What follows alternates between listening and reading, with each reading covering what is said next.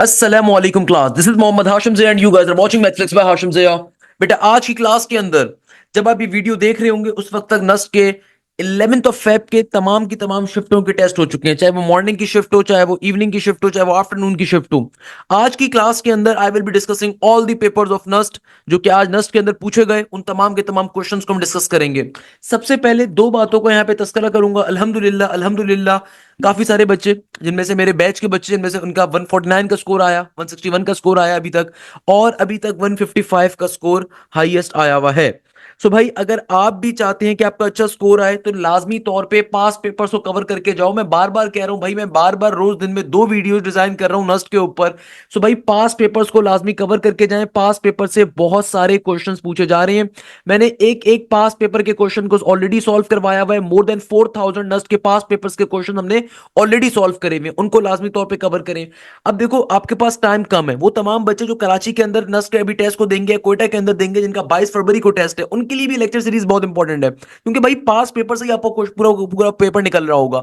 सो लाजमी तौर पे पास पेपर्स के लेक्चर्स को लें, और चूंकि अब टाइम कम है तो भाई जो इंपॉर्टेंट टॉपिक्स हैं पहले उनको कवर करें। आप मेरी कोई भी एनालिटिक्स वाली वीडियो को देख लीजिए, जो मैंने इससे पहले वाली वीडियो बनाई थी उसमें मैंने सारे इंपॉर्टेंट टॉपिक्स बताए हुए हैं, उनको लाजमी तौर पे कवर करें। और जो टाइम रिमेनिंग है उसमें सिर्फ पास पेपर्स के ऊपर फोकस करें और अपने नस्ट के एग्जाम के अंदर जाके इजीली एस कर सकते हैं।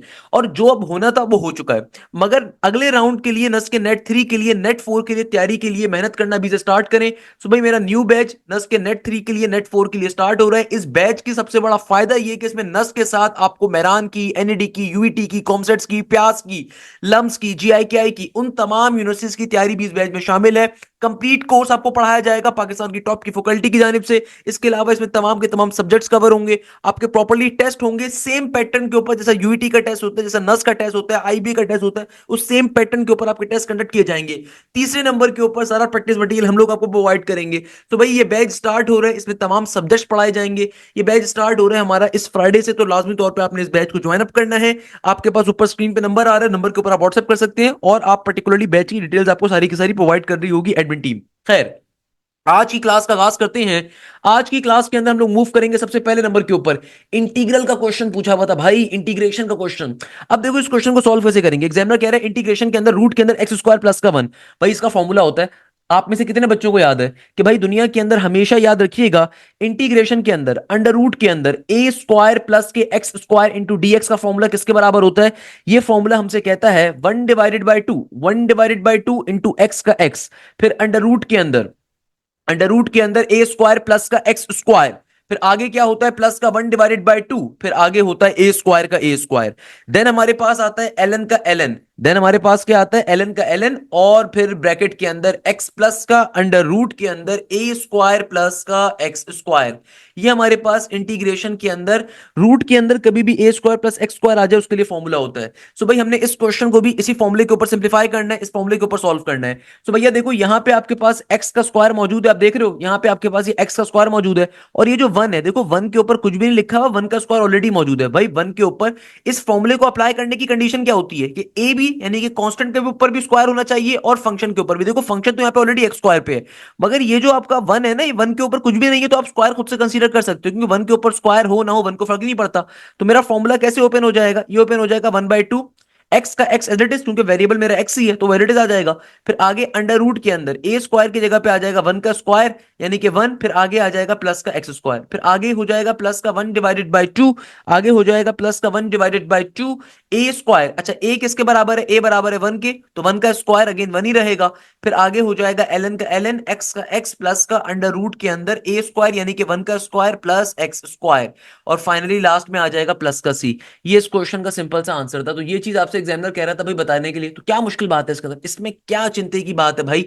नर्सरी क्लास का बच्चा सॉल्व करता है, लेट मी नो इसमें क्या इशू है भाई। सिंपल वे में क्वेश्चन क्या हो गया, सॉल्व हो गया। दैट्स द ओनली डिफिकल्ट कि आपको फॉर्मूला याद होना चाहिए। The only difficulty the student will be facing here is the formula. अगर आपने फॉर्मूला याद नहीं करा हुआ, अगर आपने तरीके से इंटीग्रेशन को नहीं पढ़ा, तब आपके लिए ऑब्वियसली डिफिकल्टी का बायस है। Otherwise it's a very simple concept. क्या आपने सिंपल क्वेश्चन को अप्लाई करने के लिए, क्वेश्चन को सॉल्व करने के लिए ऊपर मूव करना है। अगर तो फॉर्मूला याद नहीं है वो अलग चीज है, अदरवाइज तो बेसिक कॉन्सेप्ट है। अच्छा नेक्स्ट क्वेश्चन जो आ रहा है वेक्टर से आ रहा है, again a very interesting concept. देखो ये कॉन्सेप्ट मैंने बहुत आपको पढ़ाया है। देखो इस कॉन्सेप्ट को समझने से पहले ना दो बातें समझ लो। दुनिया में कभी भी अगर आप डॉट प्रोडक्ट लेते हो ना दो सिमिलर कंपोनेंट्स के दरमियान में, अगर आप कभी भी दो सिमिलर कंपोनेंट्स के दरमियान में डॉट प्रोडक्ट लेते हो तो उसका आंसर क्या होता है, हमेशा वन के बराबर। सही है, आई डॉट आई का आंसर क्या होगा, वन। सिमिलरली कहीं पे लिखा हुआ है जे डॉट जे, इसका आंसर क्या होगा, वन। कहीं पे लिखा हुआ है के डॉट के, इसका आंसर क्या होगा, वन। मगर मगर दूसरा कॉन्सेप्ट समझो, अगर दुनिया में आप कभी भी अनसिमिलर कंपोनेंट्स के दरमियान में डॉट प्रोडक्ट लेते हो, इसका आंसर क्या होता है, जीरो। आप कभी भी अनसिमिलर कंपोनेंट्स के दरमियान में डॉट प्रोडक्ट लेते हो, इसका आंसर क्या होता है, जीरो। सही है ना, ये बेसिक कॉन्सेप्ट है। While on the other hand, अगर कभी भी दुनिया के अंदर आप क्या करते हो, सिमिलर कंपोनेंट्स के दरमियान में क्रॉस प्रोडक्ट लेते हो, अगर कभी भी दुनिया में आप सिमिलर कंपोनेंट्स के दरमियान में क्रॉस प्रोडक्ट लेते हो तो आंसर क्या होता है, आंसर होता है बेटा जीरो। सिमिलर कंपोनेंट्स का जो क्रॉस प्रोडक्ट होता है ना, उसका आंसर क्या होता है, जीरो।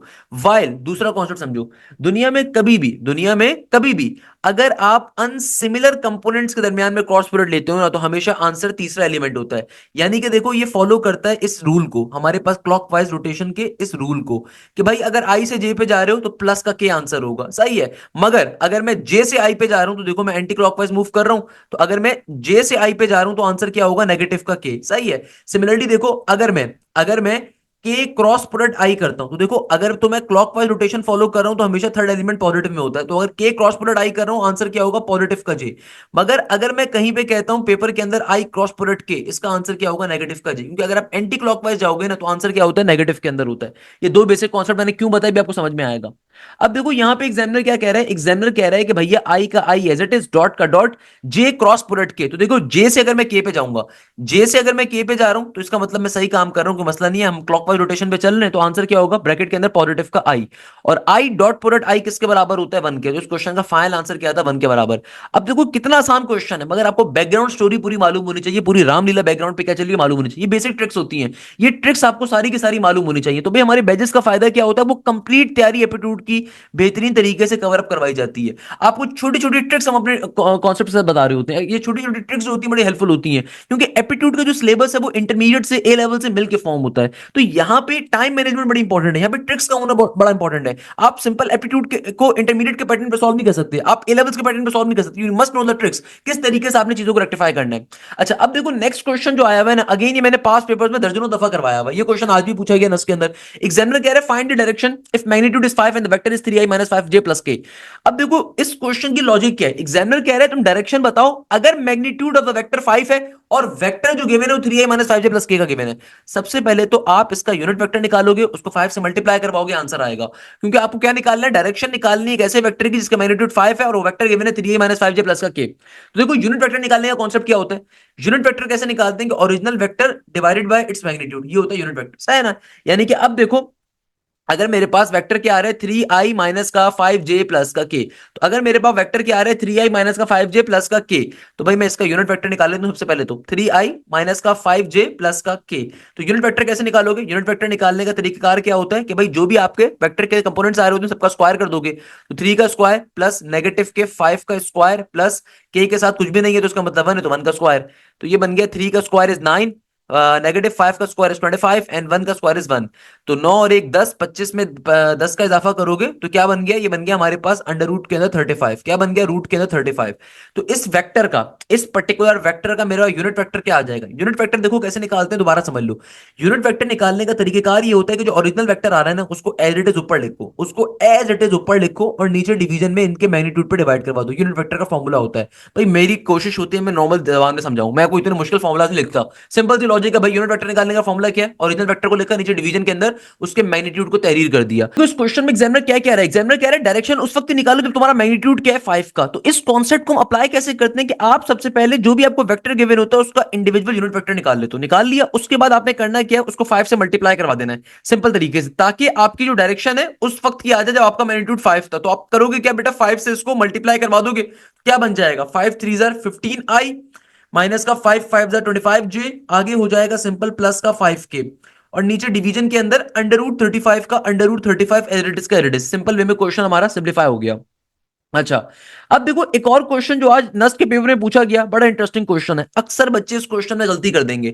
एग्जामिनर कह रहे हैं नेचुरल एक्सपोनेंट को सॉल्व करना है, मेजॉरिटी बच्चे आपको पता है यहाँ पे क्या करेंगे, वो सिंपल तरीके से यहाँ पे नेचुरल एक्सपोनेंट का फॉर्मूला अप्लाई कर देंगे। हालांकि ये कॉन्सेप्ट बहुत ज्यादा पेपर में आता है कि भाई देखो e की पावर के अंदर कोई फंक्शन गिवन होगा ln के साथ, अक्सर बच्चे इसको नेचुरल एक्सपोनेंट का कॉन्सेप्ट समझते हैं। देखो बेटा ln होता है a log having a base e, always remember this thing, कभी भी e की पावर में अगर ln आ जाए ना, दोनों एक दूसरे को कैंसिल आउट कर देंगे, काट देंगे। कभी भी e की पावर में अगर ln आ जाए तो ये दोनों एक दूसरे को कैंसिल आउट कर देते हैं, यानी कि सिर्फ यहाँ पे x बाय टू बचा है। तो अब अगर आपको उसका डेरिवेटिव लेना है तो सिंपल x बाय टू का डेरिवेटिव ले लो। कैसे लोगे? x बाय टू का डेरिवेटिव ऐसे लिया जाएगा कि चूंकि वन बाय टू कॉन्स्टेंट है, पहले आ गया, सिंपल डेरिवेटिव अप्लाई हो जाएगा x के ऊपर, तो x का डेरिवेटिव x के रिस्पेक्ट से वन होता है, तो आपका फाइनल आंसर आएगा वन बाय टू के बराबर। That's the logic of this question. Next question में एग्जामिनर कह रहा था कि भाई तुम्हारे पास 2x माइनस वाई का स्लोप क्या होगा। देखो भाई, बहुत सारे बच्चों ने बताया कि हमारे पास एनालिटिकल ज्योमेट्री बहुत ज्यादा आ रही है, तो भाई 2x माइनस के y इक्वल टू जीरो का आप पर्टिकुलरली 2x माइनस के y इक्वल टू जीरो का आप स्लोप कैसे निकालोगे? देखो, लीनियर इक्वेशन का स्लोप निकालना आसान होता है। लीनियर इक्वेशन का स्लोप कैसे निकालते हैं कि भाई सिंपल तरीके से स्लोप निकालने का फॉर्मूला होता है m is equal to negative का a divided by b। A का मतलब क्या होता है? देखो, ए कहते हैं जो भी आपका लीनियर इक्वेशन में एक्स कोफिशिएंट होता है उसको ए कहते हैं, जो भी आपका वाई कोफिशिएंट होता है उसको बी कहते हैं। सही है। तो अगर मुझे इस इक्वेशन का क्या निकालना है, स्लोप निकालना है, तो क्या फॉर्मूला हो गया हमारे पास? सिंपल तरीके से क्या वैल्यू हो गई? m इज इक्वल टू ए की वैल्यू किसके बराबर है? x कोफिशिएंट बराबर है 2 के, नेगेटिव का साइन ये फॉर्मूले का है। सही है। b किसके बराबर है? y कोफिशिएंट के, y कोफिशिएंट यहाँ पे नेगेटिव का 1 है, तो नेगेटिव नेगेटिव पॉजिटिव, तो मेरे पास स्लोप की वैल्यू आ जाएगी सिंपल 2 के बराबर। आपसे स्लोप मांगा हुआ था, स्लोप इज बेसिकली 2। इस तरीके से क्वेश्चन क्या हो गया? सॉल्व हो गया। नेक्स्ट क्वेश्चन में एग्जामिनर कहता है find x and y if the points are collinear a 3, -2, b 5, 4 and c x, y। अब देखो, इस लॉजिक को भी जरा समझ लो, इंटरेस्टिंग लॉजिक है। देखो बेटा, हमेशा याद रखिएगा कॉलिनियर पॉइंट्स का कॉन्सेप्ट क्या होता है। कॉलिनियर पॉइंट्स पे दो एमसीक्यूज बड़े फेमस हैं। पहले नंबर के ऊपर आपको कॉलिनियर पॉइंट्स की प्रॉपर्टी मालूम होनी चाहिए। दुनिया के अंदर, मैं इसी क्वेश्चन के ऊपर आपको एग्जांपल देता हूं, दुनिया में कभी भी अगर पॉइंट्स क्या हो कॉलिनियर, कॉलिनियर पॉइंट्स का मतलब होता है कि हम जस्ट तीन पॉइंट्स को भी फिलहाल कंसीडर कर रहे हैं कि हमारे पास एक प्लेन के ऊपर, एक सिंगल प्लेन के ऊपर तीन पॉइंट्स अगर एग्जिस्ट कर रहे हैं, they are termed as the collinear points. सही है ना? तो कॉलिनियर पॉइंट्स की पहली जो प्रॉपर्टी होती है वो ये होती है कि लेट सपोज आपने से पॉइंट ए का, पॉइंट बी का, पॉइंट सी का, हमेशा याद रखिएगा कॉलिनियर पॉइंट्स की प्रॉपर्टी क्या होती है कि अगर आप पहले दो पॉइंट्स का स्लोप लो, उसका आंसर हमेशा बराबर आएगा पहले और तीसरे पॉइंट के स्लोप के। कॉलिनियर पॉइंट की सबसे बुनियादी और सबसे फेमस प्रॉपर्टी क्या है जो अक्सर एमसीक्यू में पूछी जाती है कि अगर आपके पास कॉलिनियर पॉइंट्स एग्जिस्ट कर रहे हैं तो हमेशा याद रखिएगा कि जो जो आपके पास पहले दो पॉइंट्स का स्लोप है और पहले और आखिरी पॉइंट का स्लोप है वो हमेशा क्या होगा? आपस में बराबर होगा। तो हम इसी कंडीशन का इस्तेमाल करते हुए इस क्वेश्चन को सॉल्व कर सकते हैं। वैसे एक और एमसीक्यू भी बड़ा फेमस है, अक्सर वो पेशतर एग्जामिनर पूछता है कि भाई अगर तुम्हारे पॉइंट्स कॉलिनियर है तो एरिया ऑफ अ ट्राइंगल क्या होगा? अब देखो, हमेशा याद रखिएगा, अगर ये एमसीक्यूज पेपर में आता है, ये भी बहुत दफा पेपर में आ चुका है कि भाई अगर तुम्हारे पॉइंट्स कॉलिनियर है तो एरिया ऑफ अ ट्राइंगल क्या होगा? तो याद रखिएगा area of a triangle zero होगा, क्योंकि देखो ट्राइंगल बनाने के लिए जाहिर सी बात है ना, आपको इस तरह का स्ट्रक्चर चाहिए, आपको अलग अलग पॉइंट चाहिए। एक लाइन पे दो पॉइंट्स हो सकते हैं, मसला नहीं है, तीसरा पॉइंट उस लाइन पे होगा तो ट्राइंगल थोड़ी बनेगा। तो भाई कभी भी अगर आपके पॉइंट्स कॉलिनियर हो तो एरिया ऑफ अ ट्राइंगल हमेशा जीरो होता है। रिमेंबर दिस थिंग, ये बड़ा फेमस एक एमसीक्यूज है जो अक्सर पेशेंट नस में पूछा जाता है। खैर वापस आते हैं। इस क्वेश्चन में एग्जामिनर कह रहे हैं कि तुम्हारे पॉइंट्स कॉलिनियर है, तुम्हें एक्स और वाई की वैल्यू कैलकुलेट करनी है। निकाल लो भाई, इस कॉन्सेप्ट के ऊपर निकाल लो इजीली। तो पहले दो पॉइंट्स का अगर मैं स्लोप लेता हूं तो एक पॉइंट है 3, -2, दूसरा पॉइंट आ रहा है 5, 4। तो पहले वाले पॉइंट को मैं कह देता हूं x1, y1, दूसरा पॉइंट आ गया x2, y2। सिंपल तरीके से स्लोप कैसे निकाला जाएगा? y2 माइनस y1, y2 बराबर है 4 के, माइनस का साइन, y1 बराबर है -2 के, नेगेटिव नेगेटिव प्लस का 2, x2 बराबर है 5 के, x1 बराबर है किसके? 3 के। सिंप्लीफाई करवाते हैं, 4 प्लस का 2 6, 5 में से 3 गया 2, तो ये बन गया 2 1 2 एंड 2 3 6। तो मेरे पास स्लोप की वैल्यू क्या आ गई? स्लोप की वैल्यू आ गई 3 के बराबर। यानी कि देखो इसका मतलब क्या है? इसका सिंपल सा मतलब ये हो गया कि हमारे पास पहली वाले दो पॉइंट्स का स्लोप है और पहले और तीसरे पॉइंट का स्लोप है वो चूंकि बराबर होते हैं, तो यानी कि स्लोप वहां पे भी सिमिलर ही रहेगा। तो हम इसी कॉन्सेप्ट का इस्तेमाल करेंगे। अब फाइनली मैं क्या करता हूं, दूसरे वाले पॉइंट का स्लोप निकाल लेता हूं। एक पॉइंट तो मेरे पास क्या है? 3, -2, और ये लास्ट वाला पॉइंट x, y है जिसको हमें कैलकुलेट करना है। इसको मैंने कहा x1, y1, इसको मैंने कहा x2, y2। और स्लोप की वैल्यू चूंकि सिमिलर रहेगी इसलिए हमने उसको 3 रहने दे दिया। सही है ना? अब इसको सिंप्लीफाई कर लो। स्लोप का फॉर्मूला आपके सामने गिवन है। क्या फॉर्मूला होता है स्लोप का? स्लोप का फॉर्मूला होता है सिंपल तरीके से y2 माइनस का y1 divided by x2 minus का x1। बेटा अगर मैं इसको सिंप्लीफाई करूंगा तो m की जगह पे क्या आ जाएगा? 3।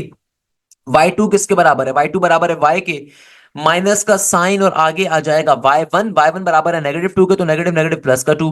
x2 बराबर है x के, माइनस का साइन, x1 बराबर है 3 के। तो इसको अगर मैं सिंप्लीफिकेशन के ऊपर लेकर जाऊं, ये टर्म यहाँ पे डिवाइड हो रही है, वहां पे जाके जाहिर सी बात है मल्टीप्लाई हो जाएगी।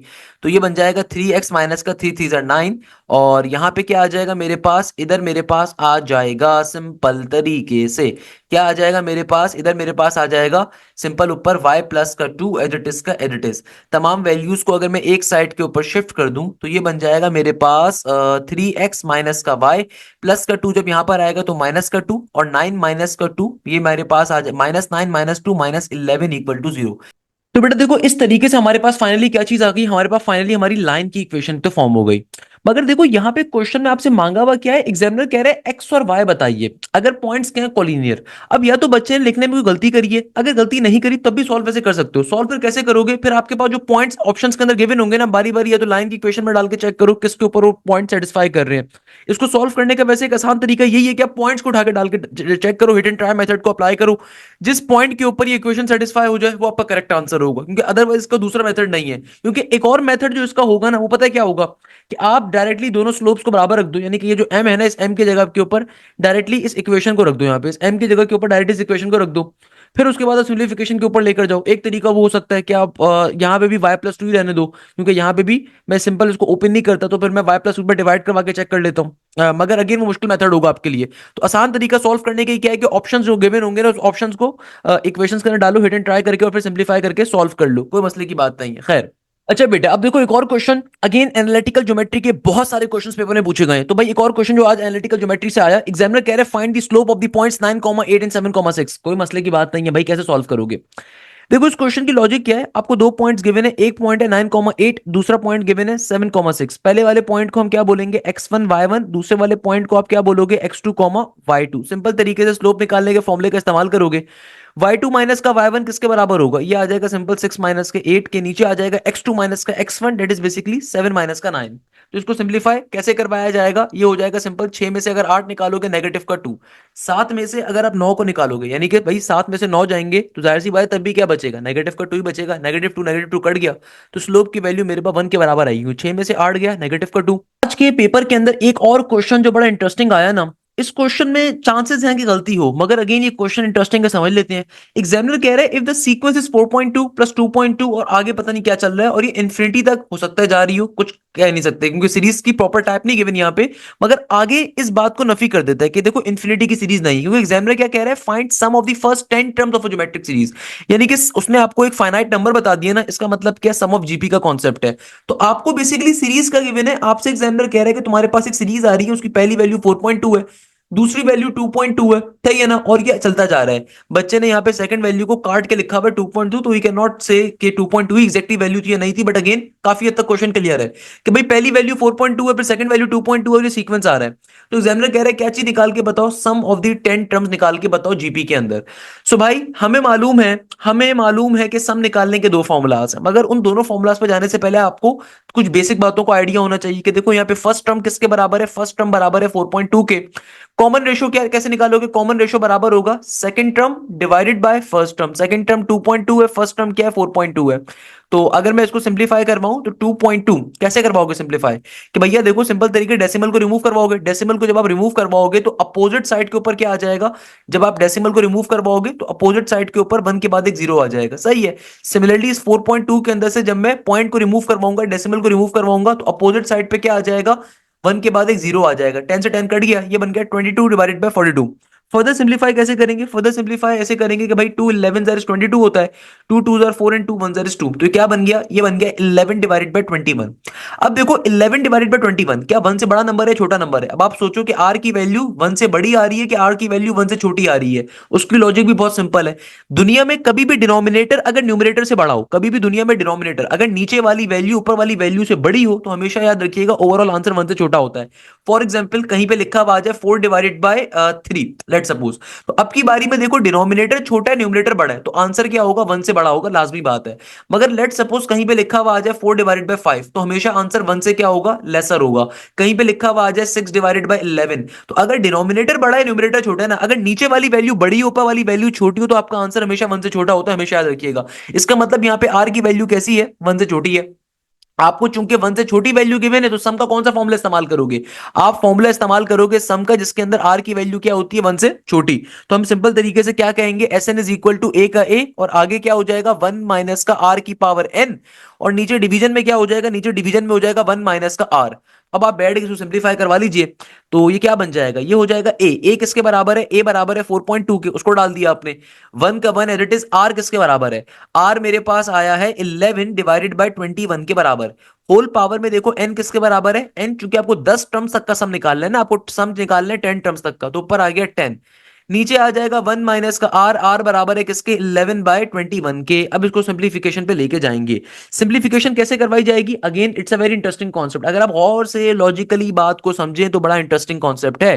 कैसे कि देखो क्वेश्चन के अंदर एक जुमला यहां पे होना चाहिए था कि भैया हम इग्नोर करेंगे हायर पावर्स को, क्योंकि देखो लॉजिक को जरा पिक करो, 11 डिवाइडेड बाय 21 की वैल्यू, कैलकुलेटर अलाउ नहीं है मुझे साफ तौर पे पता है यार 11 डिवाइडेड बाय 21 की वैल्यू डेसिमल में बड़ी छोटी वैल्यू होगी, 11 डिवाइडेड बाय 21 की जो भी वैल्यू होगी वो डेसिमल में बहुत छोटी होगी, और जब मैं उस पर पावर 10 करूंगा वो तो और छोटा नंबर हो जाएगा।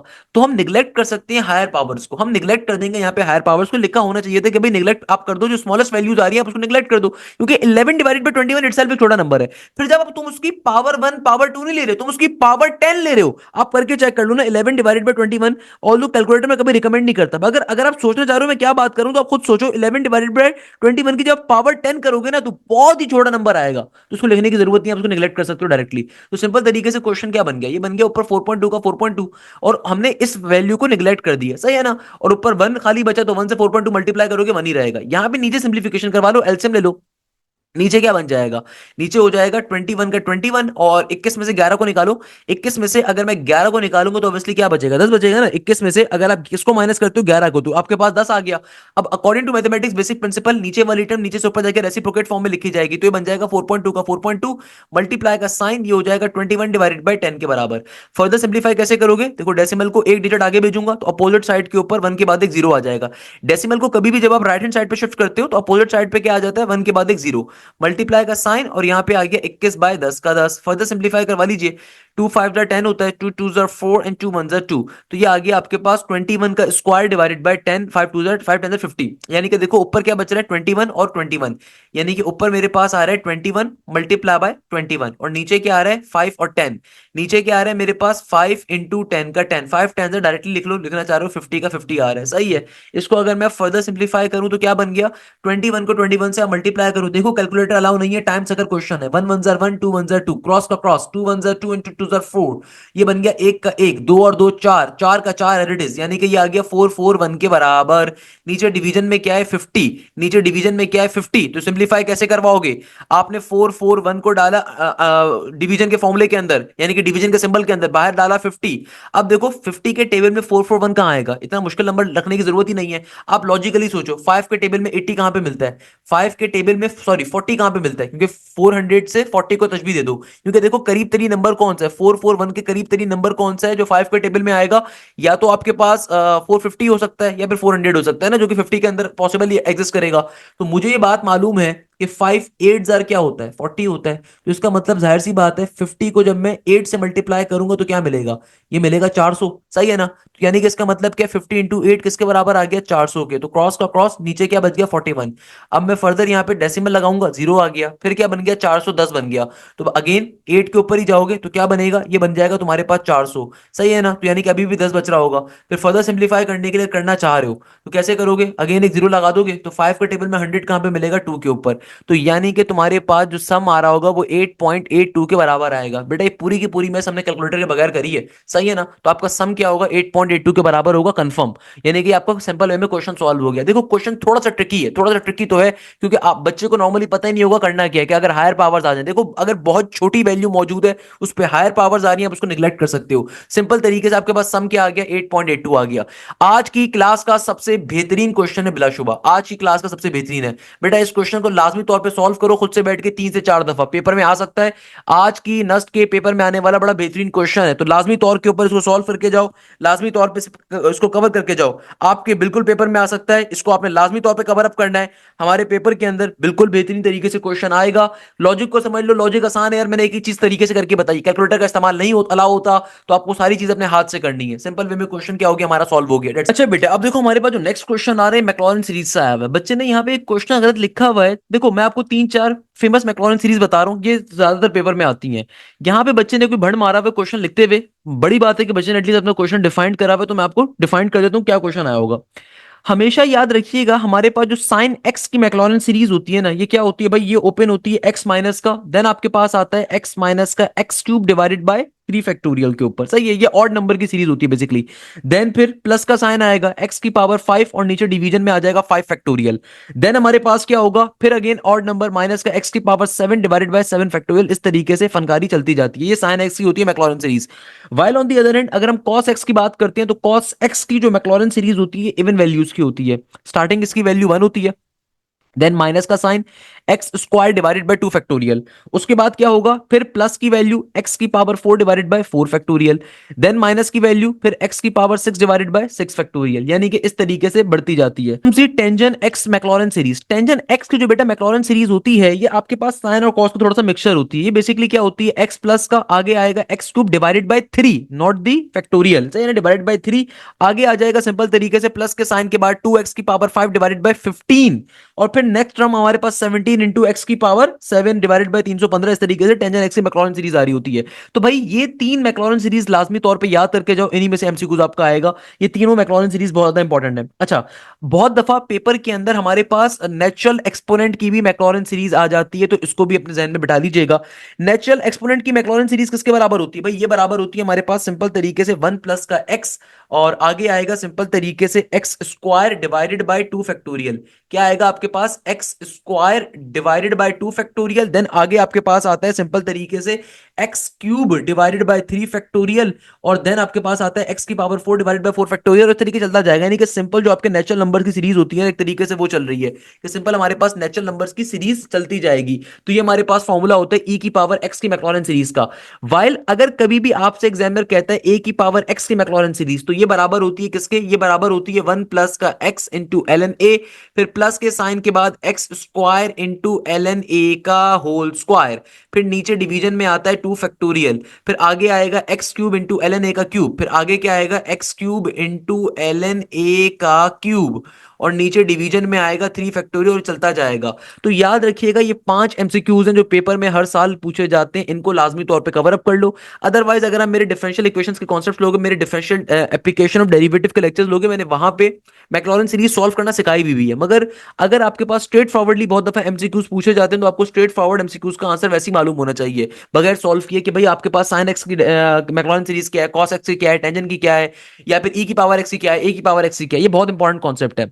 अच्छा, इसके अलावा जो एक और क्वेश्चन आज पेपर में पूछा गया, इसमें एग्जामिनर कह रहा था फाइंड द रियल पार्ट। अब देखो इस क्वेश्चन को सॉल्व कैसे करोगे, अगर एग्जामिनर आपसे कह रहा है रियल पार्ट की वैल्यू निकालो, देखो आपके पास एमसीक्यूज क्या आ रहा है, आपके पास एमसीक्यूज गिवन है 1 माइनस का अंडर रूट 3 आयोटा, और नीचे डिवीजन के अंदर आ रहा है 1 प्लस का आयोटा। आपको सिंप्लीफाई करके रियल पार्ट की वैल्यू बतानी है। देखो भाई हमारे पास सिंपल कॉम्प्लेक्स नंबर की डिवीजन का कॉन्सेप्ट आ रहा है, और हमें बात मालूम है कि कॉम्प्लेक्स नंबर के अंदर डिवीजन कैसे होती है। कॉम्प्लेक्स नंबर की डिवीजन कैसे करते हैं कि भाई आप रैशनलाइज करवाते हो, जो भी डिवीजन के अंदर कॉम्प्लेक्स नंबर आ रहा है सेम कॉम्प्लेक्स नंबर को लोगे, और इस कॉम्प्लेक्स नंबर के साइन को कन्वर्ट करवा के मल्टीप्लाई डिवाइड करवा दोगे, तो ये बन जाएगा 1 माइनस आयोटा से मल्टीप्लाई, 1 माइनस आयोटा से डिवाइड। तो भैया देखो ऊपर क्या बन जाएगा, ऊपर हो जाएगा 1 माइनस का अंडर रूट 3 आयोटा, ये मल्टीप्लाई हो जाएगा किसके साथ, 1 माइनस आयोटा के साथ। नीचे डिवीजन के अंदर ए प्लस बी इंटू ए माइनस बी फॉर्म हो रहा होगा, क्योंकि देखो नीचे क्या हो जाएगा, 1 प्लस का आयोटा जब 1 माइनस आयोटा से मल्टीप्लाई होगा तो ए स्क्वायर माइनस बी स्क्वायर का फॉर्मूला क्लोज हो जाएगा। खैर इनको ऊपर वाले टर्म्स को पहले मल्टीप्लाई करवाओ, 1 1 से मल्टीप्लाई होगा 1 आ गया, 1 जाके नेगेटिव का आयोटा से मल्टीप्लाई होगा, नेगेटिव का आयोटा आ गया, नेगेटिव का रूट 3 आयोटा 1 से मल्टीप्लाई होगा तो ये आ जाएगा नेगेटिव का रूट 3 आयोटा, नेगेटिव का रूट 3 आयोटा नेगेटिव आयोटा से मल्टीप्लाई होगा तो ये बन जाएगा नेगेटिव नेगेटिव पॉजिटिव का, और यहां पर आ जाएगा अंडर रूट 3 आयोटा स्क्वायर। नीचे डिवीजन में ए प्लस बी इंटू ए माइनस बी किसके बराबर होता है, A square minus B square के, नीचे क्या बन जाएगा 1 का स्क्वायर माइनस आयोटा का स्क्वायर। इसको फाइनली हम लोगों ने सिंप्लीफाई करवा लेना है, कैसे, क्या देखो भाई ये मेरे पास बन गया सिंपल 1 माइनस का आयोटा। अब यहां पे देखो आगे क्या आ रहा है, माइनस का under root 3 iota, okay, minus का under root 3 iota, iota square किसके बराबर होता है, -1 के, तो यहाँ पे आगे आ गया नेगेटिव का रूट 3। फर्दर सिंप्लीफाई करवाऊंगा तो बेटा 1 का स्क्वायर 1 हो जाएगा, आयोटा स्क्वायर -1 होता है तो नेगेटिव नेगेटिव प्लस का 1 बन गया। रियल पार्ट वाली टर्म्स को एक साइड पे लिख दो, तो 1 माइनस का रूट 3 एक तरफ आ गया, फिर यहां पे बचा नेगेटिव का आयोटा नेगेटिव का अंडर रूट 3 आयोटा, ओके। अब फर्दर सिंप्लीफिकेशन अगर मैं देखूं इसकी, और नीचे क्या बन गया 1 प्लस का 1 2 का 2 एज इट इज। अब देखो इसको अगर मुझे रियल पार्ट को और इमेजिनरी पार्ट को सेपरेट करना है तो कैसे करूंगा, मेरे पास एक तरफ बन गया 1 माइनस का रूट 3, यहां से नेगेटिव के आयोटा को आप कॉमन ले लो बेशक, तो ब्रैकेट में क्या आ जाएगा, ये आ जाएगा 1 - का √3 एज इट इज, नीचे डिवीजन में 2 का 2। तो अगर अब मुझे रियल पार्ट को और इमेजिनरी पार्ट को सेपरेट करना है तो रियल पार्ट किसके बराबर है, एलसीएम को ब्रेक करोगे तो रियल पार्ट है 1 - का √3 डिवाइडेड बाई 2, और इमेजिनरी पार्ट होगा नेगेटिव का 1 - का √3 डिवाइडेड बाई 2, और बाहर आयोटा का आयोटा एज इट इज। तो रियल पार्ट ये आ गया, इमेजिनरी पार्ट ये आ गया। सिंपल क्वेश्चन है, क्या मुश्किल बात है इसके अंदर, सिंपल तरीके से क्वेश्चन सॉल्व हो गया। What's the difficulty here? आपके पास सिंपल तरीके से बेटा डिवीजन का कॉन्सेप्ट आ रहा है, डिवीजन के कॉन्सेप्ट को आपने अप्लाई किया, नीचे वाली टर्म से आपने मल्टीप्लाई डिवाइड करवाया, साइन कन्वर्ट करके सिंपल वे में क्वेश्चन को सिंप्लीफाई करने के ऊपर लेकर के सॉल्व करवा लिया। What's the difficulty here? Simple तरीके से क्वेश्चन क्या हो जाएगा, सॉल्व हो जाएगा। नेक्स्ट क्वेश्चन में एग्जामिनर आपसे कह रहे हैं मल्टीप्लिकेटिव इनवर्स निकालो। आपको मल्टीप्लिकेटिव इनवर्स निकालना है, आपको बेसिकली एक कॉम्प्लेक्स नंबर गिवन है। कॉम्प्लेक्स नंबर कौन सा गिवन है, 3 प्लस का 4 आयोटा। मल्टीप्लिकेटिव इनवर्स निकालने का बेटा फॉर्मूला क्या होता है कि जो भी रियल पार्ट आ रहा है उसको एक बार एडिट लिखो, देन आपने क्या करना है, नीचे डिवीजन में रियल पार्ट का स्क्वायर, प्लस के साइन के बाद इमेजिनरी पार्ट का स्क्वायर, फिर कॉमा लगाओगे, नेगेटिव का साइन ये फॉर्मूले का, आपकी बारी में सिर्फ इमेजिनरी पार्ट को लिखोगे, नीचे डिवीजन के अंदर रियल पार्ट का square and then again imaginary part का स्क्वायर। 3 का 3 एडिट इज 3 का स्क्वायर होता है 9, 4 का स्क्वायर होता है 16, नेगेटिव का 4 एडिट इज 3 का स्क्वायर होता है 9, 4 का स्क्वायर होता है 16। तो ये क्या बन गया, ये बन गया 3 डिवाइडेड बाय 9 प्लस का 16 25, नेगेटिव का 4 डिवाइडेड बाय 9 प्लस का 16 25। तो सिंपल तरीके से क्वेश्चन हमारा क्या हो जाएगा, फाइनली सॉल्व। ये शिफ्ट का जो एक पेपर था ना वो कंप्लीट होता है। अब हम चलते हैं, मूव करते हैं अपने इवनिंग के और आफ्टरनून के शिफ्ट के बड़े बेहतरीन पेपर के ऊपर। अगेन ये पेपर आज नस्ट के अंदर जब पूछा गया तो इसके क्वेश्चन बड़े इंटरेस्टिंग है। स्पेसिफिकली जो पहला क्वेश्चन आ रहा है ना, it's a most important question. इस लॉजिक को लाजमी तौर पे पढ़ के जाओ, कैलकुलस के कॉन्सेप्ट का बड़ा बेहतरीन क्वेश्चन यहाँ पे पेपर में आया। एग्जामिनर कहता है गिवन डेट, आगे क्या कह रहा है, गिवन डेट वाई क्यूब, क्योंकि भाई बहुत जल्दी टाइप करवाने होते हैं तो जाहिर सी बात है हमारे जो टाइपिस्ट आदमी है बड़ा अच्छा आदमी है, छोटी मोटी गलतियां कर देता है। एग्जामिनर कह रहा है given that y cube is equal to x square plus का 1। आगे कहता है चेंज इन वाई कैलकुलेट करो अगर एक्स इंक्रीज कर रहा है 1 से लेके 1.1 के ऊपर। अब देखो ये चेंज इन वाई का कॉन्सेप्ट आ रहा है, चेंज का कॉन्सेप्ट आ रहा है, अप्रोक्सीमेशन का कॉन्सेप्ट आ रहा है। तो हमें मालूम है कि चेंज कैसे निकाला जाता है, चेंज निकालने का फॉर्मूला होता है कि भाई change in y with respect to change in x, change in y with respect to change in x किसके बराबर होता है, अप्रोक्सीमेटली बराबर होता है d Y by D x के। तो आपको इन इक्वेशन में सबसे पहले क्या निकालना होता है, d Y by D x निकालना होता है इन क्वेश्चंस के अंदर, और आपको कोई ना कोई चेंज क्वेश्चन में गिवन होता है। जैसे कि इस क्वेश्चन में मुझे चेंज इन वाई कैलकुलेट करना है तो चेंज इन एक्स गिवन है। क्या गिवन है, एग्जामिनर ने आपको इनिशियल वैल्यू भी बताई हुई है, आपको फाइनल वैल्यू भी बताई हुई है। तो बेटा देखो अगर मुझे चेंज इन एक्स निकालना है तो मुझे इनिशियल वैल्यू पता है कि पहले मेरे एक्स की वैल्यू 1 थी, फिर क्या हो गई 1.1 हो गई। तो अगर मैं इसको सिंप्लीफाई करवाऊं तो क्या बन जाएगा, चेंज इन एक्स कैसे निकालोगे, जो आपकी बाद वाली वैल्यू उसमें से पहली वाली वैल्यू को माइनस करवा दो, 1.1 माइनस का 1 किसके बराबर होगा, 0.1 के। और अगर आप इसको नॉर्मल फॉर्म पे लिखना चाहो तो 0.1 का मतलब क्या होगा, देखो अगेन बेसिक मैथ्स है, डेसिमल को राइट हैंड साइड पे शिफ्ट करोगे तो अपोजिट साइड के ऊपर 1 के बाद क्या आ जाएगा, 0। तो यानी कि चेंज इन एक्स की वैल्यू किसके बराबर है, 1/10 के बराबर। अब देखो आपको जो इक्वेशन गिवन है यहां से d Y by D x निकालेंगे। अभी ये वाई क्यूब की इक्वेशन गिवन है, बहुत मुश्किल इक्वेशन गिवन है अकॉर्डिंग टू स्टूडेंट्स, मगर इसको सॉल्व करने का भी शॉर्टकट्स आपको मालूम होने चाहिए। हमेशा याद रखिएगा कभी भी दुनिया में कोई भी इक्वेशन गिवन हो, कभी भी दुनिया में कोई भी इक्वेशन गिवन हो, अगर आप कभी भी पावर को इक्वल टू की दूसरी तरफ भेजते हो ना, whenever you send a power on opposite equal to, या कभी भी दुनिया में अगर आप पावर को इक्वल टू के दूसरी तरफ सेंड करते हो, भेजते हो, तो याद रखिएगा पावर हमेशा रेसिप्रोकेशन की फॉर्म में जाती है। मैथ्स का बड़ा बेसिक कॉन्सेप्ट है। फॉर एग्जांपल कहीं पे लिखा हुआ है वाई की पावर के अंदर 1/4 इक्वल टू के बाद एक्स प्लस का 7। अगर मुझे वाई की वैल्यू निकालनी है तो मुझे पावर को दूसरी तरफ भेजना है। तो कभी भी आप दुनिया में जब पावर को इक्वल टू के दूसरी तरफ भेजते हो ना, हमेशा याद रखिएगा पावर रेसिप्रोकेशन की फॉर्म में जाती है, 1/4 है दूसरी तरफ जाके सिंपल 4 बन जाएगा। इस कॉन्सेप्ट को ध्यान में रखो, जिंदगी आसान हो जाएगी। बेसिक स्क्वायर रूट और क्यूब रूट के झंझटों से पाला खत्म हो जाएगा। देखो यहां पे क्या आ रहा है, y cube is equal to x square plus का 1। तो अगर मुझे सिर्फ वाई की वैल्यू चाहिए ताकि मैं d Y by D x निकाल सकूं, तो मैं पावर को क्या करूंगा, दूसरी तरफ भिजवा दूंगा। तो पावर जब दूसरी तरफ जाएगी तो क्या बन जाएगा, ये बन जाएगा एक्स स्क्वायर प्लस का 1, और होल पावर पे आ जाएगा 1/क्यूब का 1/क्यूब। अब मैं फाइनली इसका डेरिवेटिव लेने पे जाऊंगा, d Y by D x. तो मैं इसका बेसिक कॉन्सेप्ट है डेरिवेटिव का पावर फॉर्मूला। तो पावर फॉर्मूला क्या कहता है, पावर को पहले लिखोगे, पावर में से एक माइनस करके फंक्शन को लिखोगे, पावर में से हम लोग फाइनली यहां पे क्या करेंगे, एक माइनस करके लिखेंगे। अब देखो पावर मेरी 1/3 है तो 1/3 में से एक माइनस करके लिखेंगे, और फिर फाइनली बेस का डेरिवेटिव लेंगे। बेस मेरे पास आ रही है एक्स स्क्वायर प्लस का 1, इसका डेरिवेटिव क्या हो जाएगा, 2x के बराबर। अब आप इसको तरीके से लिख लो, तो भैया मेरे पास देखो d Y by D x किसके बराबर है, ये बराबर है 1/3 का 1/3, और यहां पर आ जाएगा सिंपल एक्स स्क्वायर प्लस का 1, और 1/3 माइनस का 1 क्या होगा? अगर किसी बच्चे को डिफिकल्टी हो रही है तो भाई इस तरीके से एलसीएम ले लो, नीचे 3 का 3 आ गया, एक में से 3 निकालोगे तो बन जाएगा नेगेटिव का 2/3। तो क्या बन गया? नेगेटिव का 2/3 इंटू 2x का 2x। फर्दर अगर तरीके से लिखना चाह रहे हो तो देखो पावर में चूंकि नेगेटिव की वैल्यू आ रही है ना, तो इसको आप ऊपर से नीचे भेजोगे तो नीचे आ गया 1/3 का 1/3, ऊपर बचा 2x का 2x, और ये जो ऊपर से नीचे वाले टर्म ऊपर से नीचे भेजोगे तो नीचे आके क्या हो जाएगा? एक्स स्क्वायर प्लस का 1 होल पावर में 2/3 का 2/3। तो ये आपके पास finally D Y by D x की वैल्यू आ गई। क्लियर है?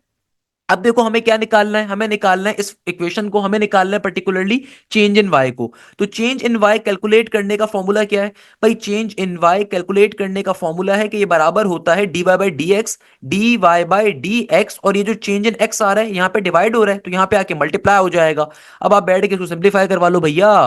क्या बन गया? D Y by D x की जगह पे क्या आ जाएगा? D Y by D x की जगह पे आ जाएगा 1/3 का 1/3, ऊपर 2x का 2x, और नीचे क्या मौजूद है? नीचे मौजूद है सिंपल एक्स स्क्वायर प्लस का 1 होल पावर में 2/3 का 2/3। चेंज इन एक्स क्या था? चेंज इन एक्स की वैल्यू आई है हमारे पास 1/10 के बराबर। अब इसको सिंप्लीफाई कैसे करवाएंगे?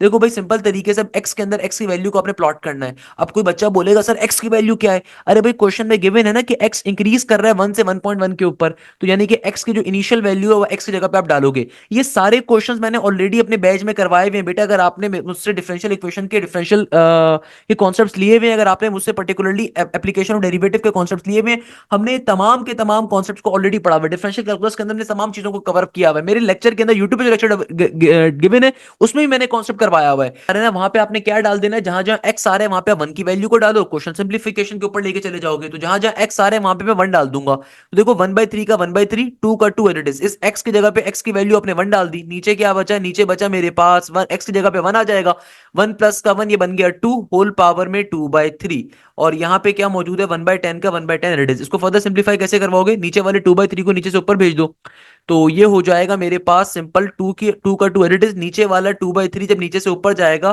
तो 2 की पावर में 2/3 जब नीचे से ऊपर जाएगा पावर में साइन नेगेटिव हो जाएगा, और नीचे 3 इंटू 10 एज इट इज का as it is. Further simplify करने पे जब मैं जाऊंगा तो जाहिर सी बात है whenever two terms multiply and their basis are same their power is always added. तो क्या बन जाएगा? 1 माइनस का 2/3, 1 माइनस का 2/3 का क्या मतलब है भैया? इसका सिंपल सा मतलब ये होगा कि हमारे पास ये क्या बन जाएगा? ये हो जाएगा हमारे पास सिंपल तरीके से किसके बराबर? ऑब्वियसली इट शुड बिकम हमारे पास 3 माइनस का 2 1/3 के बराबर। तो यानी कि ये क्या हो जाएगा हमारे पास? ये हो जाएगा हमारे पास 1/3 के बराबर, क्योंकि एक में से जब 2/3 को माइनस करोगे तो क्या बचा? 1/3, और 3 टेन जार होता है 30 का 30। तो ये मेरा फाइनली आंसर आ रहा होगा इस क्वेश्चन का। देखो दिखने में मुश्किल लग रहा है क्योंकि मैंने एक एक स्टेप आपको करके दिखाया, इसलिए आपको लग रहा होगा शायद लेंदी क्वेश्चन है, हालांकि it's a very easy question. तो इसका करेक्ट आंसर क्या होगा? इसका करेक्ट आंसर होगा 2 की पावर में 1/3 और नीचे होल डिवीजन में 30। तो ऑप्शन नंबर डी इसको वेरीफाई कर रहा है। अगेन भाई ये क्वेश्चंस बहुत जल्दी में टाइप करवाने होते हैं तो जाहिर सी बात है भाई, please ignore the small mistakes that has been done by my typist. मेरा टाइपिस्ट बड़ा मासूम सा आदमी है ना, सही है ना बेटा? तो इतनी जल्दी जल्दी वो टाइप करता है तो ऑब्वियसली छोटी छोटी मिस्टेकें हो जाती हैं। तो करेक्ट आंसर क्या होगा? Option number D. Simple way में क्वेश्चन क्या हो गया हमारा? सॉल्व हो गया। That's the logic here. कोई मुश्किल चीज नहीं है इसके अंदर भाई, कोई चिंता की बात नहीं है। सिंपल वे में क्वेश्चन क्या हो गया आपका? सिंप्लीफाई हो गया, सॉल्व हो गया।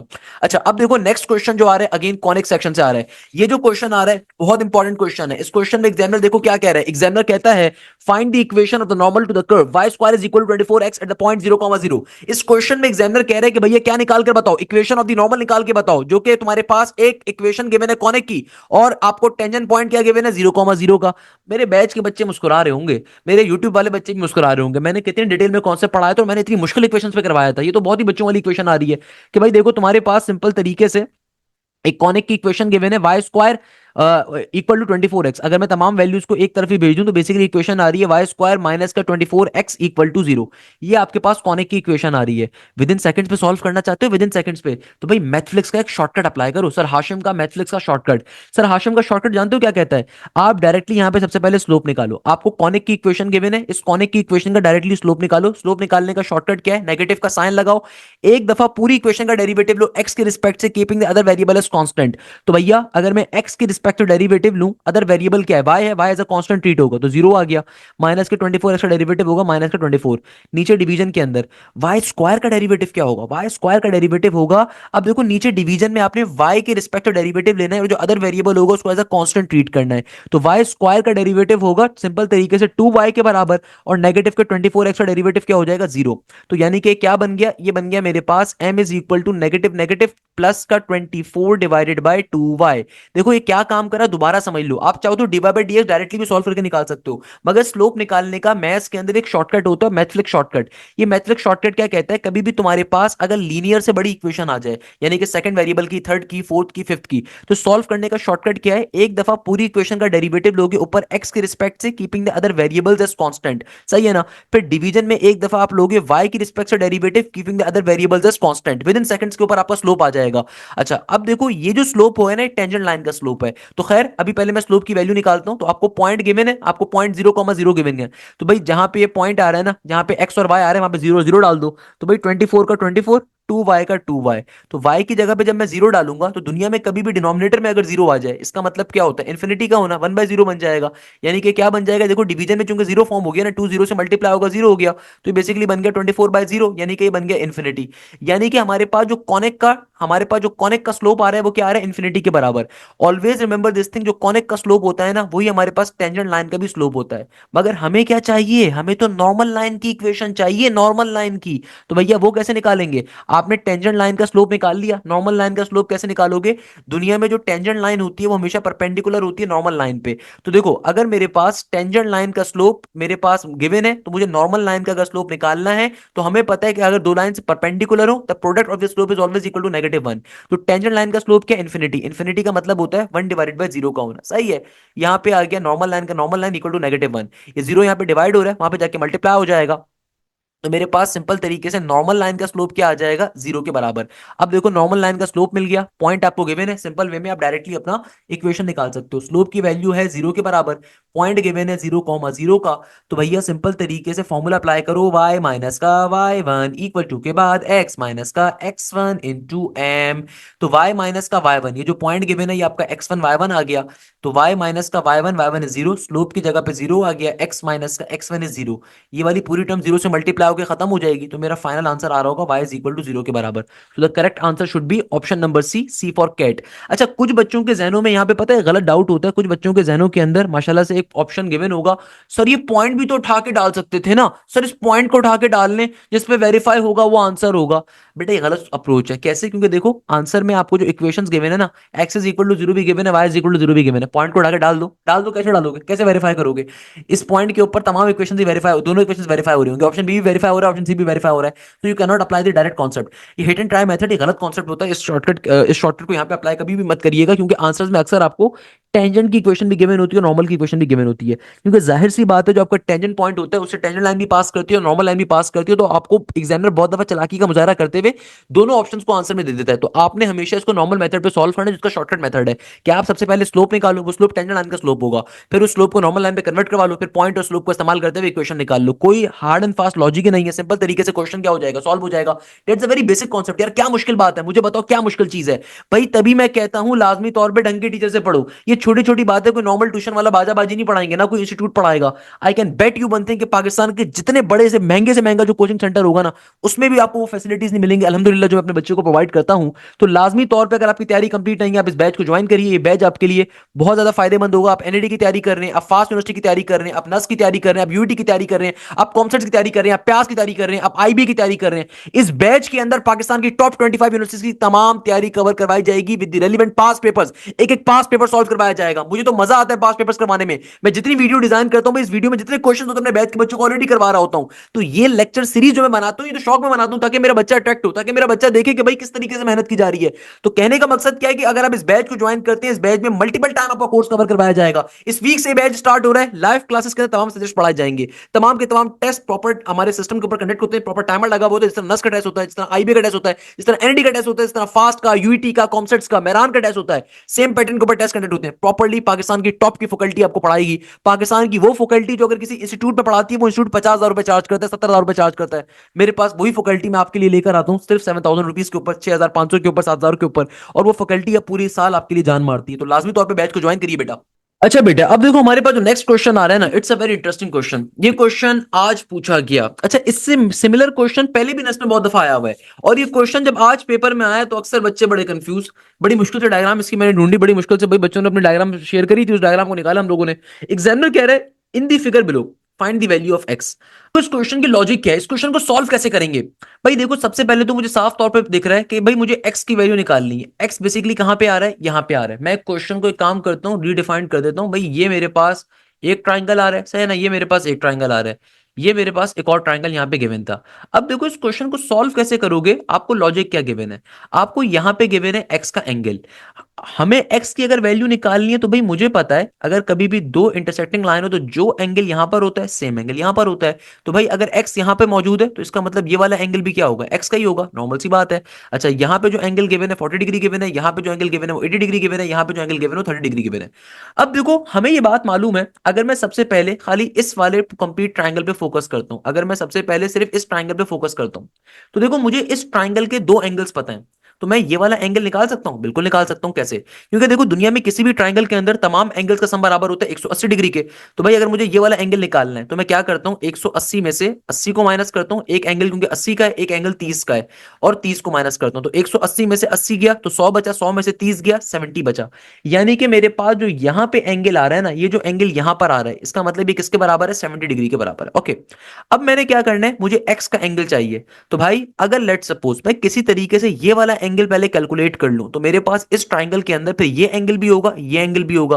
तो अल्टीमेटली ये वाला एंगल निकालना मेरे लिए बहुत ही ज्यादा आसान होगा, नॉर्मल सी बात है। तो 180 में से दोनों को माइनस करके आप निकाल सकते हो। तो पहले तो आपको ये एंगल निकालना है। अब देखो ये एंगल कैसे निकालेंगे, ये एंगल आ रहा है एक स्ट्रेट लाइन के ऊपर, कि भाई आपको यहां पे आधा एंगल गिवन है 70 डिग्री का, आपको बाकी का रिमेनिंग एंगल निकालना है। तो हमें पता है कि स्ट्रेट लाइन के ऊपर एंगल क्या होता है, 180 डिग्री के बराबर। तो 180 में से स्ट्रेट लाइन का जो एंगल होता है 180 डिग्री होता है। तो 180 में से अगर मैं 70 को माइनस करता हूं तो क्या बचेगा, 180 में 70 को माइनस करोगे तो 110 बचेगा।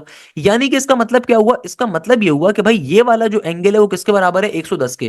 तो अब फाइनली अगर आप गौर से देखो, तो अगर मैं डायग्राम को थोड़ा सा यहां पे बना भी देता हूं, तो अगर आप गौर से देखो तो यहां पे मेरे पास है 40, यहां पे मेरे पास है 110, और मुझे ये वाला एंगल निकालना है। तो जाहिर सी बात है भाई तीसरा एंगल अब निकालना है आपको, थर्ड एंगल। तो भाई किसी भी ट्राइंगल का थर्ड एंगल कैसे निकालते हो, सिंपल तरीके से, किसी भी ट्राइंगल में जो तमाम एंगल का सम होता है 180 के बराबर होता है। तो 180 में से अगर मैं दोनों एंगल्स माइनस करवा दूं तो अल्टीमेटली मेरे पास जो तीसरा वाला एंगल है उसकी वैल्यू आ जाएगी।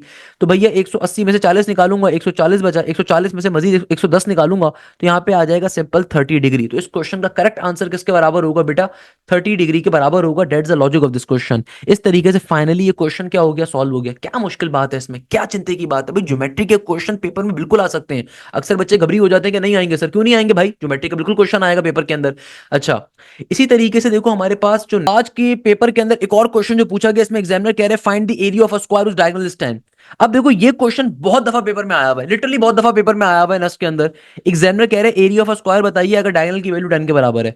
हमेशा याद रखिएगा कि भाई डायगोनल और साइड के दरमियान रिलेशन क्या होता है, कि दुनिया के अंदर जो साइड ऑफ अ स्क्वायर होती है वो बराबर होती है किसके, diagonal divided by under root 2 के। यानी कि साइड की वैल्यू बराबर होगी किसके, डायगोनल बाय रूट 2 के। तो भैया देखो साइड हमारे पास सिंपल तरीके से, अगर मुझे साइड की वैल्यू चाहिए तो साइड किसके बराबर है, डायगोनल बाय रूट 2 के। डायगोनल क्या है, डायगोनल बराबर है 10 के नीचे डिवीजन में अंडर रूट 2 का अंडर रूट 2। तो अगर मुझे स्क्वायर का एरिया निकालना है तो एरिया ऑफ द स्क्वायर क्या होगा, एरिया ऑफ द स्क्वायर का फॉर्मूला होता है साइड मल्टीप्लाई बाय साइड, या फिर साइड स्क्वायर का होना। तो साइड की वैल्यू मेरे पास किसके बराबर है, 10/√2 के। इसको एक और दफा 10/√2 से आप मल्टीप्लाई करवा दीजिए। तो 10 10 ऊपर क्या आ गया 100, और रूट 2 जब रूट 2 से मल्टीप्लाई होगा तो रूट कैंसिल आउट हो जाएगा, 2 एक दफा लिखा जाएगा। 2 के टेबल में 100 कहां पर आता है, 50 के ऊपर। तो सिंपल तरीके से बेटा मेरा आंसर क्या हो जाएगा, 50 के बराबर। तो क्वेश्चन क्या हो गया हमारा, सॉल्व हो गया। दैट्स द लॉजिक हियर, क्या मुश्किल बात है इसमें। तो बेटा अब देखो एक और क्वेश्चन जो आ रहा है, now I am not going to solve this particular question. ये क्वेश्चन भी आज पेपर के अंदर बहुत ज्यादा पूछा गया। ये क्वेश्चन मैंने ऑलरेडी मल्टीपल टाइम सॉल्व करवाया हुआ है नस के पास पेपर्स के, इसलिए मैं नहीं करवा रहा। ये सिंपल आपके पास area of the shaded region का कॉन्सेप्ट आ रहा है, इसके ऊपर मेरे यूट्यूब पे 2 लेक्चर्स अवेलेबल है, शेडेड रीजन मार्जिन एरिया की आप उसको उसमें से एक लेक्चर को भी अगर 10 मिनट के लिए भी लोगे ना, वो कॉन्सेप्ट समझ में आ जाएगा। सबसे पहले आप लार्जर एरिया का लार्जर फिगर का एरिया निकालते हो, फिर छोटी वाली फिगर के ऊपर जाते हो, फिर उसके एरिया में सेपरेट करवा देते हो, सिंपल तरीके से आपका आंसर आ जाता है। आज के नस्ट के पेपर में एक और जो बड़ा इंपॉर्टेंट तरीन क्वेश्चन पूछा गया, एग्जामिनर कह रहा है आपके पास एक वर्टेक्स बताइए, आपको एक कॉनिक गिवन है। अब देखो क्वेश्चन देखते साथ ही अंदाजा हो रहा है कि भाई ये कैसा आ रहा है, पैराबोला की इक्वेशन आ रही है, क्योंकि एक्स स्क्वायर वाई स्क्वायर में से एक वैल्यू खाली मौजूद है, इसका मतलब ये क्या चीज आ रही है, पैराबोला आ रही है। अब देखो नॉर्मल बच्चा जो होगा ना, जो ट्यूशन वाले बाजी बाजी का बच्चा होगा, वो तो उसको नॉर्मल मेथड के ऊपर सॉल्व करने पे जाएगा। बट मैं आपको उसकी एक शॉर्टकट सिखाता हूँ। कभी भी अगर पैराबोला के अंदर आपको क्या करना है, डायरेक्टली सॉल्व करना है, आपको जर्नलाइज फॉर्म के अंदर इक्वेशन गिवन है, आपको डायरेक्टली इसका वर्टेक्स निकालना है। तो डायरेक्ट वर्टेक्स निकालने की शॉर्टकट जानते हैं क्या है? आप सबसे पहले फिगर आउट करें कि यहाँ पे पैराबोला की इक्वेशन के अंदर स्क्वायर में कौन सा वेरिएबल है। मुझे साफ तौर पे दिख रहा है स्क्वायर में आ रहा है वाई का वेरिएबल। तो वाई की जितनी टर्म्स आ रही हैं सबको अलग लिख दो। तो एक आ रहा है वाई स्क्वायर, दूसरा आ रहा है 6y। इनको मैंने अलग लिख दिया, इसको जीरो से कंपेयर करवा दिया। अब आप इसका डेरिवेटिव लो, वाई स्क्वायर का डेरिवेटिव होगा 2y के बराबर, 6y का डेरिवेटिव होगा 6 के बराबर। माइनस के 6 को दूसरी तरफ भेजोगे, वहां जाके पॉजिटिव का 6 हो जाएगा। 2 1 2, 2 3 6। तो y की वैल्यू किसके बराबर आ गई, 3 के बराबर।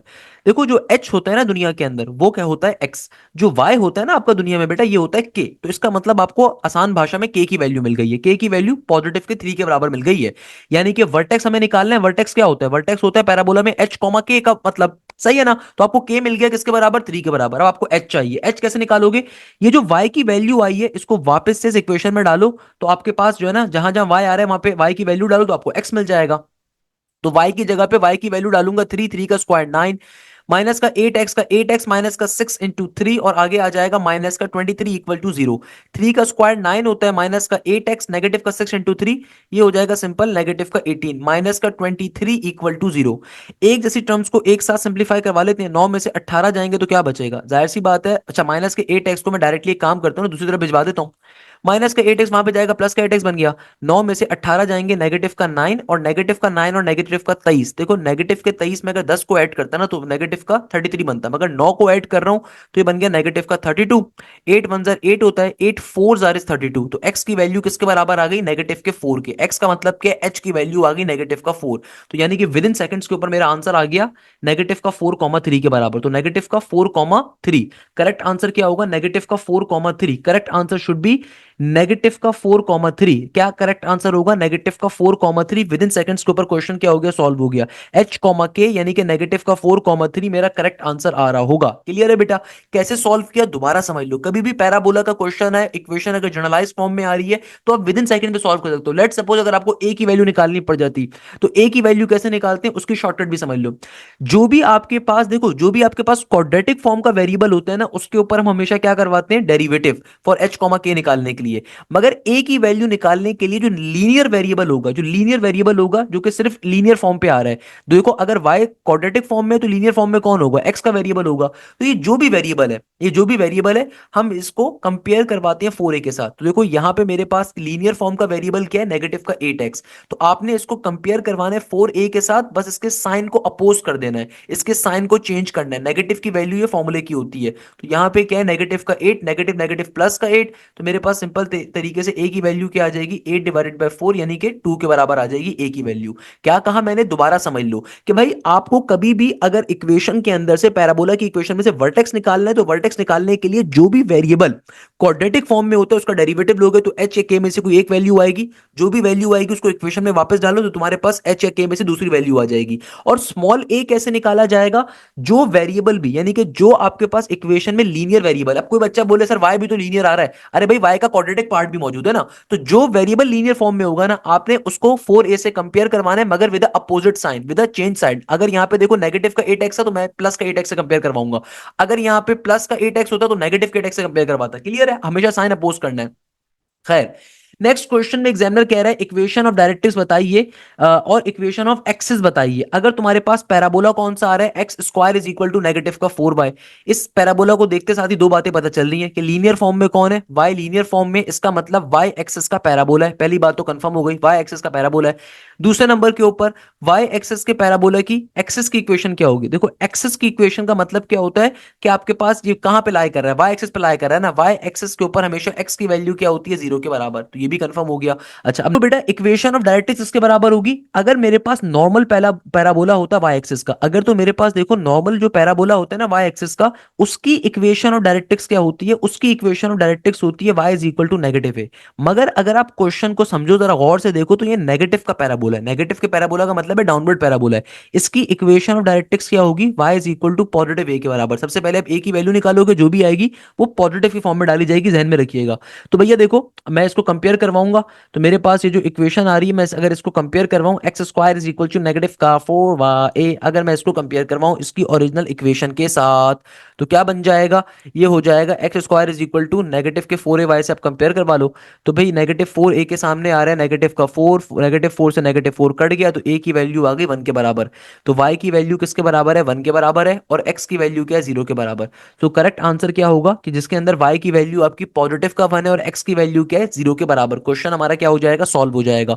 इक्वेशन ऑफ डायरेक्ट्रिक्स आपकी होगी y इज इक्वल टू +1 और इक्वेशन ऑफ एक्सेस क्या होगी, x is equal to 0। Question क्या हो गया हमारा, सॉल्व हो गया। तो ये क्वेश्चन भी आज पेपर में आया हुआ था। क्या मुश्किल बात है इसके अंदर भाई, ये तमाम ट्रिक्स मैंने आपको सिखाई हुई। बेटा देखो पैराबोला के बहुत सारे क्वेश्चंस आज पेपर में पूछे गए थे, इनकी तैयारी बहुत अच्छे से करके जाओ कॉनिक्स के पोर्शन के अंदर। एक और क्वेश्चन जो आज पेपर में पूछा गया, इसमें एग्जामिनर कहता है कि अगर x बराबर है किसके, वाई स्क्वायर माइनस के 4y प्लस 2 के, तो बताइए तुम्हारा वर्टेक्स और फोकस क्या होगा। अगेन सेम तरह का क्वेश्चन आ रहा है, कैसे सॉल्व करोगे सर, हाशिम की शॉर्टकट, तमाम वैल्यूज को पहले एक साइड पर शिफ्ट कर दो। तो क्या बन गया, बन गया 0 is equal to y square minus का 4y प्लस का x, जब यहां पर आएगा तो माइनस का x बन गया प्लस का 2 इक्वल टू 0। ये आपके पास देखो बेटा मेरा ओरिजिनल जो इक्वेशन है वो ये गिवन है।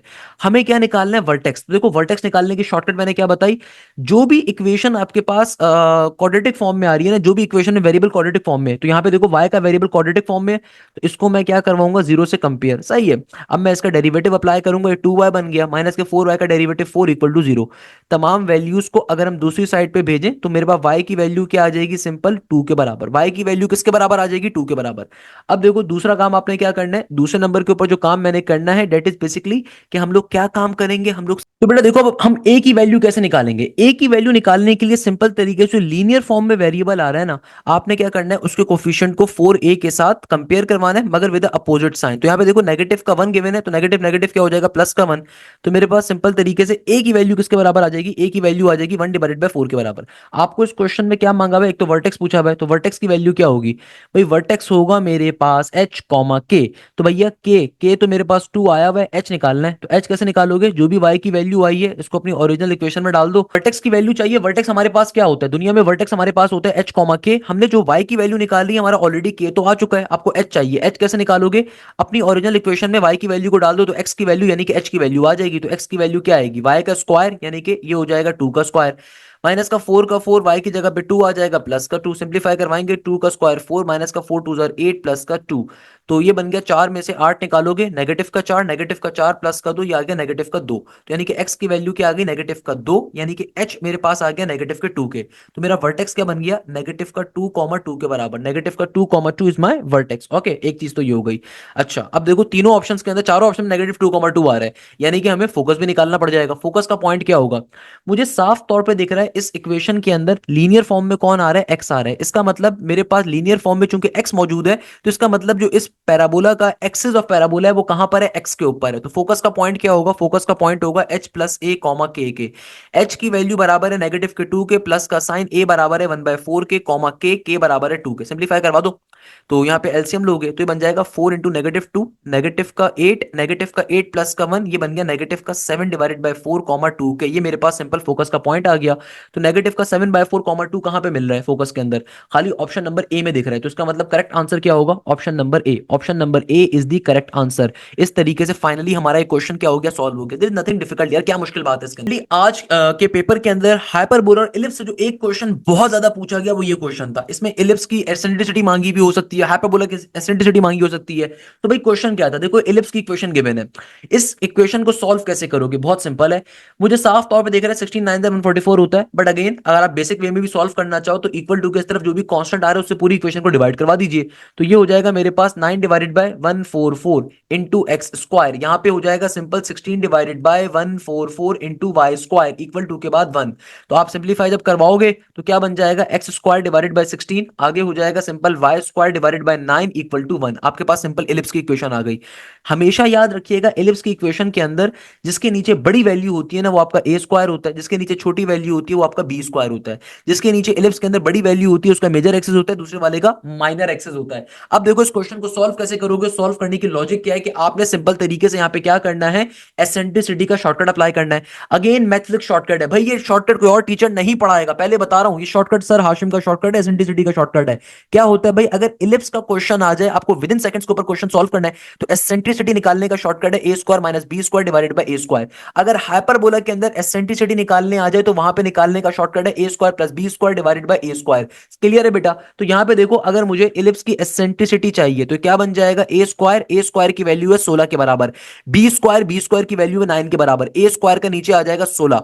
तो बेटा देखो 16 में से जब 9 को निकालोगे, 16 में से जब कभी दुनिया में आप 9 को माइनस करोगे तो क्या बचेगा, 7 बचेगा, है ना भाई? ऊपर ऊपर आ गया 7 और नीचे 16 का 16 एज इट इज। तो इसका जब मैं अंडर रूट लूंगा तो क्या बन जाएगा, ये हो जाएगा √7 का √7 और नीचे डिवीजन में √16 बराबर होगा 4 के। तो एसेंट्रिसिटी की वैल्यू क्या आ जाएगी हमारे पास, सिंपल तरीके से √7/4। इसमें कोई भी चीज आपसे एग्जामिनर पूछ सकता है, लेंथ ऑफ डायरेक्ट्रिक्स पूछ लेगा, इक्वेशन ऑफ डायरेक्ट्रिक्स पूछ लेगा, या आपसे पूछ लेगा डिस्टेंस बिटवीन द फोसाई क्या होगा, distance between the major axis क्या होगा, या फिर आपसे पूछ लेगा end point of the minor axis बता दीजिए। तो एनीथिंग कैन बी आस्क्ड, आपको कॉन्सेप्ट क्लियर होना चाहिए। तो भाई हाइपरबोला के इलिप्स के क्वेश्चन बहुत ज्यादा पेपर में आते हैं, उनको लाजमी तौर पे प्लीज कवर करके देखो। हमारे पास जो नेक्स्ट क्वेश्चन आ रहा है it is one of the most important question. इस क्वेश्चन के अंदर एग्जामिनर आपसे कह रहा है the T n of a sequence 1/3 1 into 2/3 3 is dash.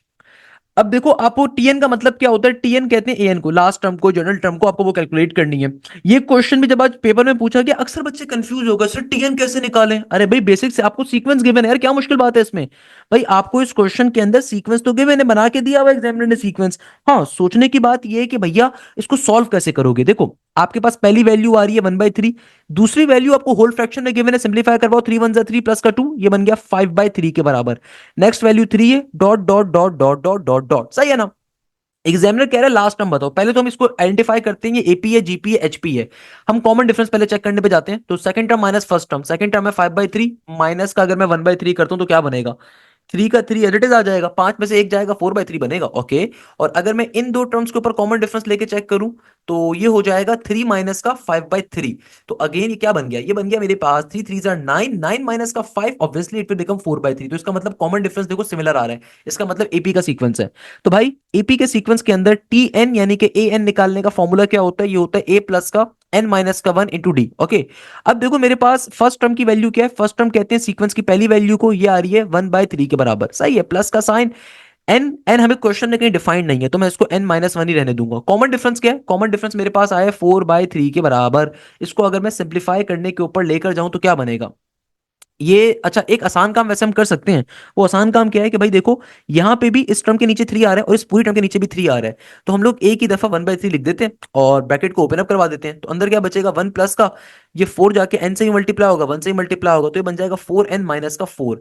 इसको अगर मैं फर्दर सिंप्लीफाई करवाऊं तो it will become simply 4n, 1 minus का 4 विल बिकम माइनस का 3। तो सिंपल तरीके से हमारे पास लास्ट टर्म की वैल्यू आ गई, सिंपल तरीके से हमारे पास क्या आ गई, लास्ट टर्म की वैल्यू आ गई। That's how we have solve this particular question. तो हमारे पास सिंपल तरीके से लास्ट टर्म की वैल्यू क्या आ गई, 1/3 इंटू 4n माइनस का 3। तो आपके पास सिंपल तरीके से क्वेश्चन क्या आ गया, आंसर क्या आ गया, 1/3 इंटू 4n माइनस का 3। अगेन मेरा टाइपिस्ट यार बहुत अच्छा आदमी है, कुछ कहिएगा मत, मेरे टाइपिस्ट को जल्दी जल्दी टाइप करता है। तो 1/3 इंटू 4n माइनस का 3 is the correct answer. Simple एक और क्वेश्चन को देखिएगा, ये क्वेश्चन भी आज पेपर में पूछा गया। इसमें एग्जामिनर कह रहा है in an AP the fifth term is 22 and the 10th term is 47, the 16th term will be dash. अब देखो अगर आप नॉर्मल मेथड पे सॉल्व करोगे, मैं कभी रिकमेंड नहीं करूंगा। अक्सर एप्टीट्यूड टीचर जो होते हैं उनको एप्टीट्यूड नहीं आती, वो इंटरमीडिएट साइड पे आपको मेथड पढ़ा रहे होते हैं। भाई देखो एप्टीट्यूड के अंदर एक बड़ी फेमस शॉर्टकट इस क्वेश्चन को सॉल्व करनी है, one of my favourite concept, कि आपको इस क्वेश्चन में फिफ्थ टर्म की वैल्यू A5 की वैल्यू क्या गिवन है, 22 के बराबर। आपको इस क्वेश्चन क्वेश्चन के अंदर 10th टर्म की वैल्यू यानी कि A10 की वैल्यू गिवन है 47 के बराबर, आपको क्या निकालना है 16 टर्म कैलकुलेट करनी है, यानी कि A16 निकालना है, T16 कैलकुलेट करना है। सबसे पहले कॉमन डिफरेंस निकालोगे।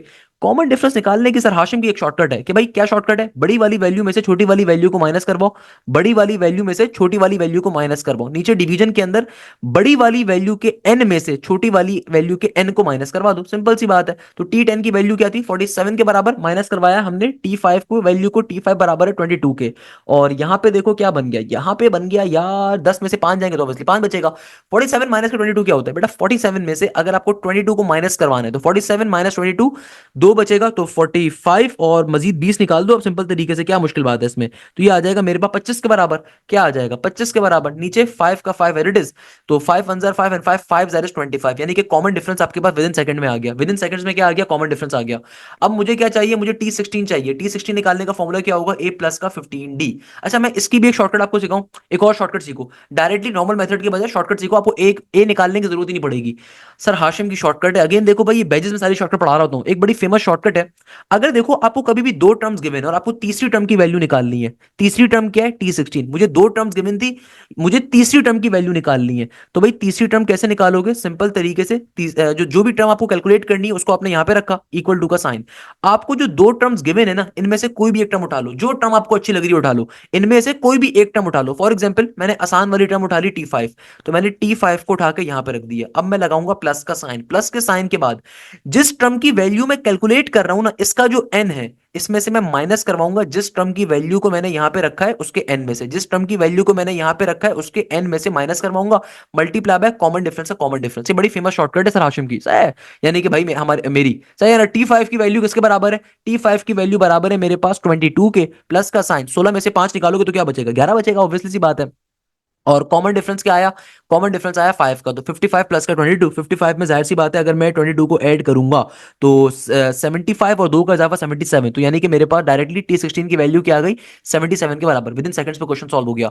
आप दोबारा सीखना चाहते हो दोबारा शॉर्टकट बताता हूं, मैंने क्या शॉर्टकट बताई, मैंने कहा कि देखो अगर कभी भी कोई आपको कोई भी टर्म निकालनी है एपी के अंदर, सॉल्व करने की ट्रिक क्या है, जो टर्म की वैल्यू निकालनी है उसको यहां पे रखो, जो भी टर्म आपको गिवन है ना उनमें से कोई भी एक टर्म रख दो, लेट सपोज आप T10 को रखना चाहते हो, मैं T10 पे सॉल्व करवा देता हूं, तो भाई जो भी दो टर्म्स गिवन है उनमें से कोई भी एक टर्म को उठा के यहां पे रखो, प्लस का साइन, जिस टर्म की वैल्यू निकाल रहे हो उसके n में से जिस टर्म को यहां पे रखा है उसके n को माइनस करवाओ, multiply by common difference. T10 की वैल्यू क्या थी 47 के बराबर, 16 में से 10 जाएंगे तो क्या बचेगा 6 बचेगा, कॉमन डिफरेंस क्या था 5 का, 5 इंटू 6 क्या होता है 5 6 30, 30 प्लस का 47 करोगे तो क्या बनेगा 30 प्लस का 47, 4 में 3 70, तो क्या बन गया 77, यहां से भी सेम ही आंसर आएगा। तो भाई ये शॉर्टकट होती है मैथफ्लिक्स शॉर्टकट, क्या नाम है शॉर्टकट का, मैथफ्लिक्स शॉर्टकट। आप अगर किसी फेमस तरीन इंस्टीट्यूट में बैठे हुए हो ना, किसी महंगे तरीन कोचिंग में बैठा हुआ है आपको कोई दोस्त, पूछना जाके कि भाई किस मेथड पे सीक्वेंस सीरीज आपके टीचर ने पढ़ाया था, वो बताएंगे कि भाई नॉर्मल मेथड पे पढ़ाया था कि डिफरेंस लेके करना वो लंबा सा मेथड। भाई जितना लंबा मेथड होगा उतना आपका टाइम जाया होगा, रिमेंबर दिस थिंग। तो आप बड़े से बड़े इंस्टीट्यूट में चले जाओगे ना नॉर्मल मेथड पे पढ़ा रहे होती, क्योंकि उनको एप्टीट्यूड पढ़ानी नहीं आती होती। आप किसी भी बंदे से पढ़ लोगे, नॉर्मली ऑनलाइन बेसिस भी करा रहे हैं, एक ही बंदा फिजिक्स पढ़ा रहा है, केमिस्ट्री पढ़ा रहा है, इंग्लिश पढ़ा रहा है, मैथ्स पढ़ा रहा है, भाई ये ज्यादती की जा रही होती है बच्चे के साथ। भाई एक टीचर अपने सब्जेक्ट में स्पेशलिस्ट हो सकता है, एक टीचर अपने सब्जेक्ट के अंदर एक्सेल कर सकता है, हर सब्जेक्ट में नहीं कर सकता, इट्स अ वेरी बुनियादी मैटर ना। ऑल्दो मैं भी इंजीनियर हूं भाई, मेरे पास तो अल्हम्दुलिल्लाह यूएस की डिग्री भी है इंजीनियरिंग मैनेजमेंट के ऊपर, मगर जो पॉइंट ये है कि भाई आपका एक सब्जेक्ट खाली स्पेशल हो सकता है, एक सब्जेक्ट के अंदर आपकी एक्सेलेंस हो सकती है, there can not be a point कि आप सारे सब्जेक्ट बैठ के पढ़ाओ, ये बच्चे के साथ जाती होती है, मैं बार बार आपको बता रहा होता हूँ। सो भाई जिस भी इंस्टीट्यूट से अपनी एप्टीट्यूड की तैयारी स्टार्ट करो, ये बावर करो, ये कोशिश करो कि समझो कि भाई उस इंस्टीट्यूट का जो भी टीचर है वो किस तरह का टीचर है, उसकी अपनी एक्सपर्टीज क्या है, उसने उस सब्जेक्ट में कितनी वर्किंग करी हुई है, उसने प्रोफेशनली कितनी वर्किंग करी हुई है, उसने कॉर्पोरेट सेक्टर में कोई वर्किंग करी है नहीं करी, वो बच्चे को गाइड क्या करेगा कल को एप्टीट्यूड के बाद। भाई एप्टीट्यूड के अंदर आप कल को एक यूनिवर्सिटी को जब चूज करते हो आप अपना कैरियर चूज कर रहे हो, how you will be going towards the career, कि आपको खुद नहीं कुछ पता, आपने कोई बीएस की एमएस की डिग्री अगर करी हुई, you can not do that particular thing. तो इस चीज को हमेशा फोकस करो, मेरी कोशिश है कि मैं कोचिंग वालों के धंधे बंद करूं, मेरी कोशिश है ये, और मैं उसके लिए मुसलसल कोशिश कर रहा हूं अल्हम्दुलिल्लाह। तभी ये सारे कोचिंग वाले जो है ना बेटा मेरे बड़े खिलाफ हैं, सही है। तो खैर आगे मूव करते हैं भाई, कोई मसले की बात नहीं है भाई। तैयारी करने के लिए आप मेरे यूट्यूब के ऊपर फ्री वीडियोस अवेलेबल हैं, उनसे भी तैयारी कर सकते हो, कोई मसले की बात नहीं है। नहीं तो देखो यूट्यूब के ऊपर मसला क्या होता है, सिर्फ एक सब्जेक्ट की क्लासेस गिवन है। लाइव क्लासेस का बैजेस का फायदा ये होता है कि भाई एक तो पूरे साल की फीस बहुत कम है, पूरे पाकिस्तान में सबसे कम फीस अगर किसी इंस्टीट्यूट की हो मैं ऑफर कर रहा हूँ, with the proper professional faculty, जहां पे हर सब्जेक्ट का एक प्रॉपर टीचर अवेलेबल है, जहां पे प्रॉपर्ली आपके टेस्ट कंडक्ट होते हैं with proper timer, with proper portal, जहां पे आपको प्रॉपर्ली रिकॉर्डिंग्स मिलती है, जहां पे आपको topical pass paper with solution मिलते हैं, जहां पे आपको हर टेस्ट का सॉल्यूशन मिलता है वीडियो सोल्यूशन मिलता है, जहां पे प्रॉपर्ली डाउट क्लासेस होती है। सारे फीचर्स महंगे से महंगे इंस्टीट्यूट के अंदर भी ऑफर नहीं होते, इनमें से कुछ ऑफर होते हैं। तो भाई इसलिए बैच का फायदा होता है। बैच का थोड़ा फायदा ये होता है कि भाई 7,000 रुपीज की फीस में आपको पाकिस्तान की टॉप 25 यूनिवर्सिटीज की प्रिपरेशन कवर करवाई जाएगी। That's the focus. अदरवाइज अगर कोई पढ़ना चाहता है यूट्यूब से मेरे पढ़ सकता है। मेरे यूट्यूब पे भी लेक्चर मेरे अल्हम्दुलिल्लाह बहुत अच्छे पढ़े हुए हैं। मैंने वहां पे बड़ी मेहनत करी, मैंने यूट्यूब पे बड़ी मेहनत करता हूँ भाई। मेरी वहां पे भी मेहनत बड़ी अच्छी है। ये नहीं कि 5 मिनट की वीडियो बना के मैंने डाली हुई है, नहीं, मैंने प्रॉपर डिटेल वीडियो डिजाइन करी हुई है उसके लिए भी। खैर, नेक्स्ट क्वेश्चन हमारे पास again a very interesting question आज पेपर में पूछा गया। एग्जामिनर कह रहे हैं 4 अर्थमेटिक मीन्स इंसर्ट करने थे a माइनस बी और 9a प्लस के 11b के ऊपर। तो कहता है चौथे अर्थमेटिक मीन की वैल्यू क्या होगी। अब देखो चौथे अर्थमेटिक मीन को कैसे निकालोगे, सबसे पहले जहन में रखिएगा, हमें अर्थमेटिक मीन की अगर वैल्यू कैलकुलेट करनी है चौथे अर्थमेटिक मीन की, तो भाई फॉर्मूला क्या होता है, फॉर्मूला होता है a4 is equal to a plus का 4d, ये फॉर्मूला होता है। मगर इस फॉर्मूले को इस्तेमाल करने से पहले आपको d निकालना है। d निकालने का फॉर्मूला क्या है, b माइनस का a divided by n plus का 1।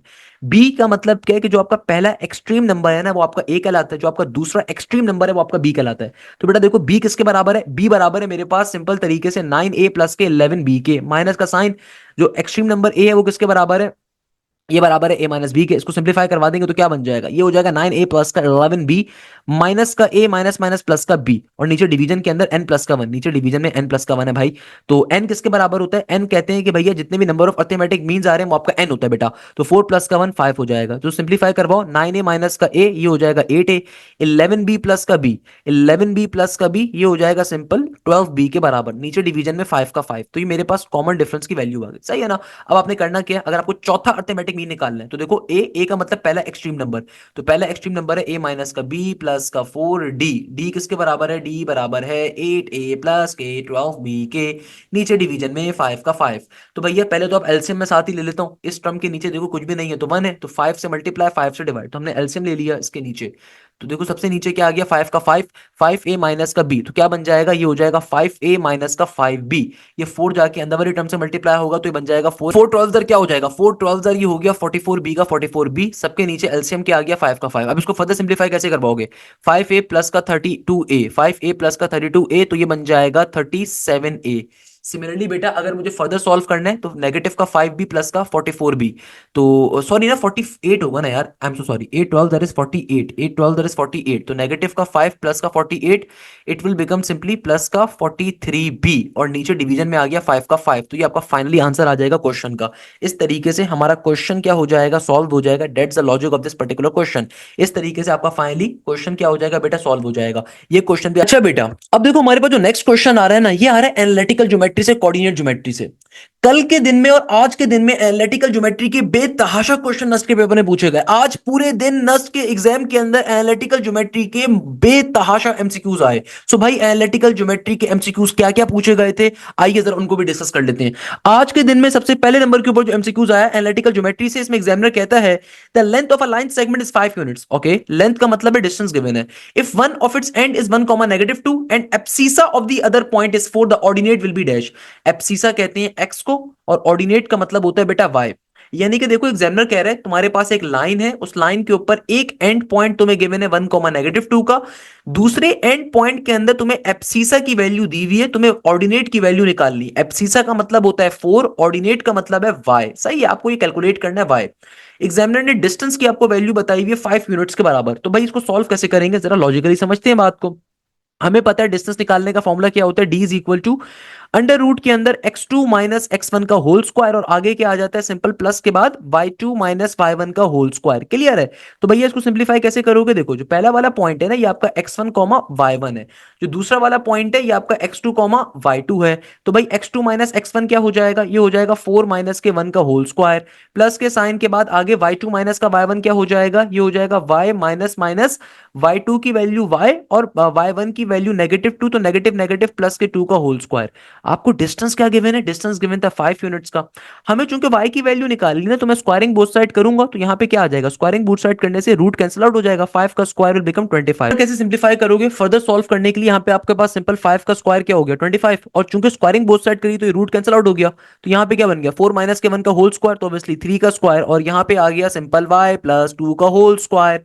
तो भैया तमाम वैल्यूज को एक साइड पे शिफ्ट कर दो, ये हो गया 0 इज इक्वल टू 3 का स्क्वायर 9 प्लस का 25 यहाँ पर आएगा माइनस का 25, और y प्लस 2 का होल स्क्वायर क्या होगा y square plus two two जार फोर, वाई प्लस का टू का स्क्वायर इज फोर। तो फर्दर सिंप्लीफाई अगर मैं करता हूं तो क्या बन गया, ये बन गया zero is equal to nine plus का फोर थर्टीन, थर्टीन माइनस का ट्वेंटी फाइव, ट्वेल्व बचेगा। तो यानी कि मेरी इक्वेशन क्या आ गई, वाई स्क्वायर प्लस का फोर वाई और आगे आ गया माइनस ट्वेंटी फाइव प्लस का थर्टीन माइनस का ट्वेल्व।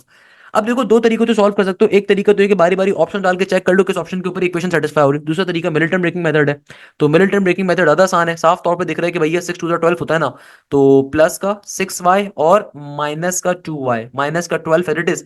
पहली दो टर्म में से वाई कॉमन आ रहा है, तो ये बन जाएगा हमारे पास सिंपल y प्लस का सिक्स। लास्ट टू टर्म में से नेगेटिव टू कॉमन आ रहा है, तो यहाँ पे भी क्या आ जाएगा y प्लस का सिक्स। तो मेरा एक फैक्टर आ गया y प्लस का सिक्स और दूसरा फैक्टर आ गया y माइनस का टू। तो भाई यानी कि y की आपके पास एक वैल्यू किसके बराबर आ गई, y की एक वैल्यू आ गई हमारे पास प्लस का सिक्स, जब दूसरी तरफ जाएगा नेगेटिव का सिक्स, और एक वैल्यू आ गई y की पॉजिटिव का टू। तो करेक्ट आंसर क्या होगा, यानी कि प्लस का टू भी करेक्ट आंसर है, नेगेटिव का सिक्स भी करेक्ट आंसर है, तो करेक्ट आंसर होगा बोथ ए एंड बी का। करेक्ट आंसर क्या होगा, बोथ ए एंड बी का, क्योंकि दोनों ऑप्शंस करेक्ट गिवन है। इस तरीके से क्वेश्चन क्या हो गया, सिंपल सॉल्व हो गया, बेसिक कोऑर्डिनेट ज्योमेट्री का क्वेश्चन आ रहा है, क्या मुश्किल बात है इसके अंदर। सिमिलरली देखो नेक्स्ट क्वेश्चन जो हमारे पास आ रहा है, इसमें एग्जामिनर कहता है if a point A is two third the way from 1, 10 to negative का 8, 4 and B is the mid point of a joint of 0, -7, 6, -11 find the distance of A B.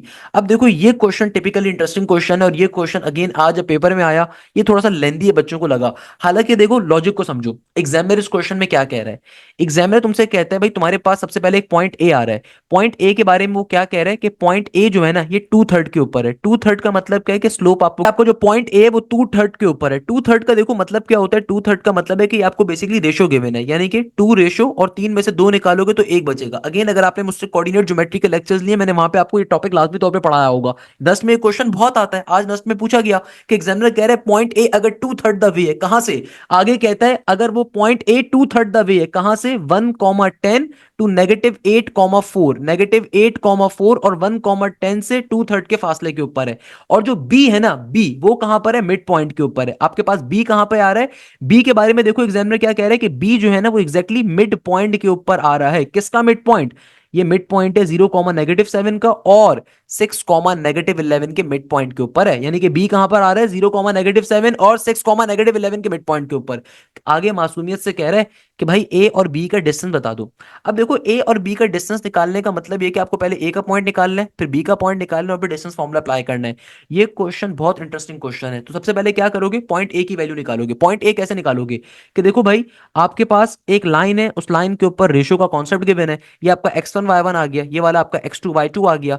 जो ratio होता है इसको हम कहते हैं m1:m2। सिंपल तरीके से रेशो का मतलब है कि आप इंटरनल एक्सटर्नल डिवीजन का फॉर्मूला अप्लाई करोगे, सिंपल तरीके से पॉइंट ए की वैल्यू आप निकाल लोगे। तो इसमें कोई मुश्किल चीज नहीं है, हम सिंपल तरीके से क्या करेंगे, पॉइंट ए की वैल्यू को इजीली कैलकुलेट कर लेंगे। कैसे, कि देखो पॉइंट ए निकालने के लिए सिंपल फॉर्मूले का इस्तेमाल, एक्स की वैल्यू कैसे निकालोगे, एक्स बराबर होगा किसके, एक्स बराबर होगा हमारे पास एक्स टू इंटू m1, फिर प्लस का साइन, आगे आएगा x1 इंटू m2, नीचे डिवीजन के अंदर m1 प्लस का m2। अब देखो मेरे पास x2 की वैल्यू क्या है, x2 बराबर है किसके, नेगेटिव के 8 के। फिर m1 किसके बराबर है, m1 बराबर है, देखो ये m1 बराबर है 2 के ना, तो 2 आ जाएगा, प्लस का x1 किसके बराबर है, x1 बराबर है हमारे पास 1 के, और m2 बराबर है किसके, 1 के। नीचे डिवीजन में m1 प्लस का m2, m1 बराबर है किसके, 2 के, m1 बराबर है किसके, 1 के, यानी कि m1 प्लस m2 ना, तो 1 प्लस 2 कर दो यार, कोई मसले की बात नहीं, ऐसा है ना। अच्छा अब देखो इसको फर्दर सिंप्लीफाई कैसे करेंगे, कि यहाँ पे आ गया नेगेटिव का 8 2 ये आ गया नेगेटिव का 16 प्लस का 1, 2 प्लस का 1 होता है 3 के बराबर।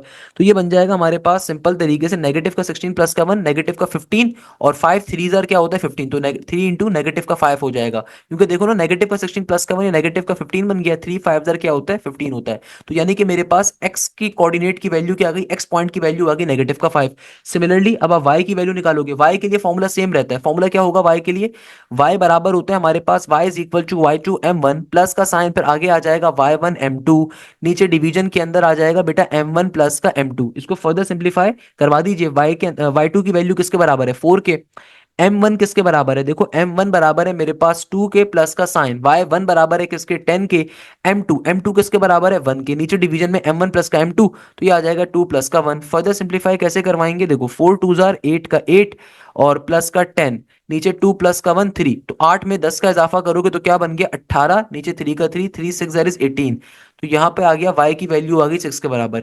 यानी कि देखो आपके पास पॉइंट ए के कोऑर्डिनेट्स आ गए, पॉइंट ए के कोऑर्डिनेट्स क्या आ गए, नेगेटिव का 5,6 सही है। अब बी के बारे में उसने क्या कहा था कि बी मिड पॉइंट के ऊपर है, तो मिड पॉइंट का फॉर्मुला अप्लाई करके इसको सॉल्व कर लो, x1 y1 हो गया।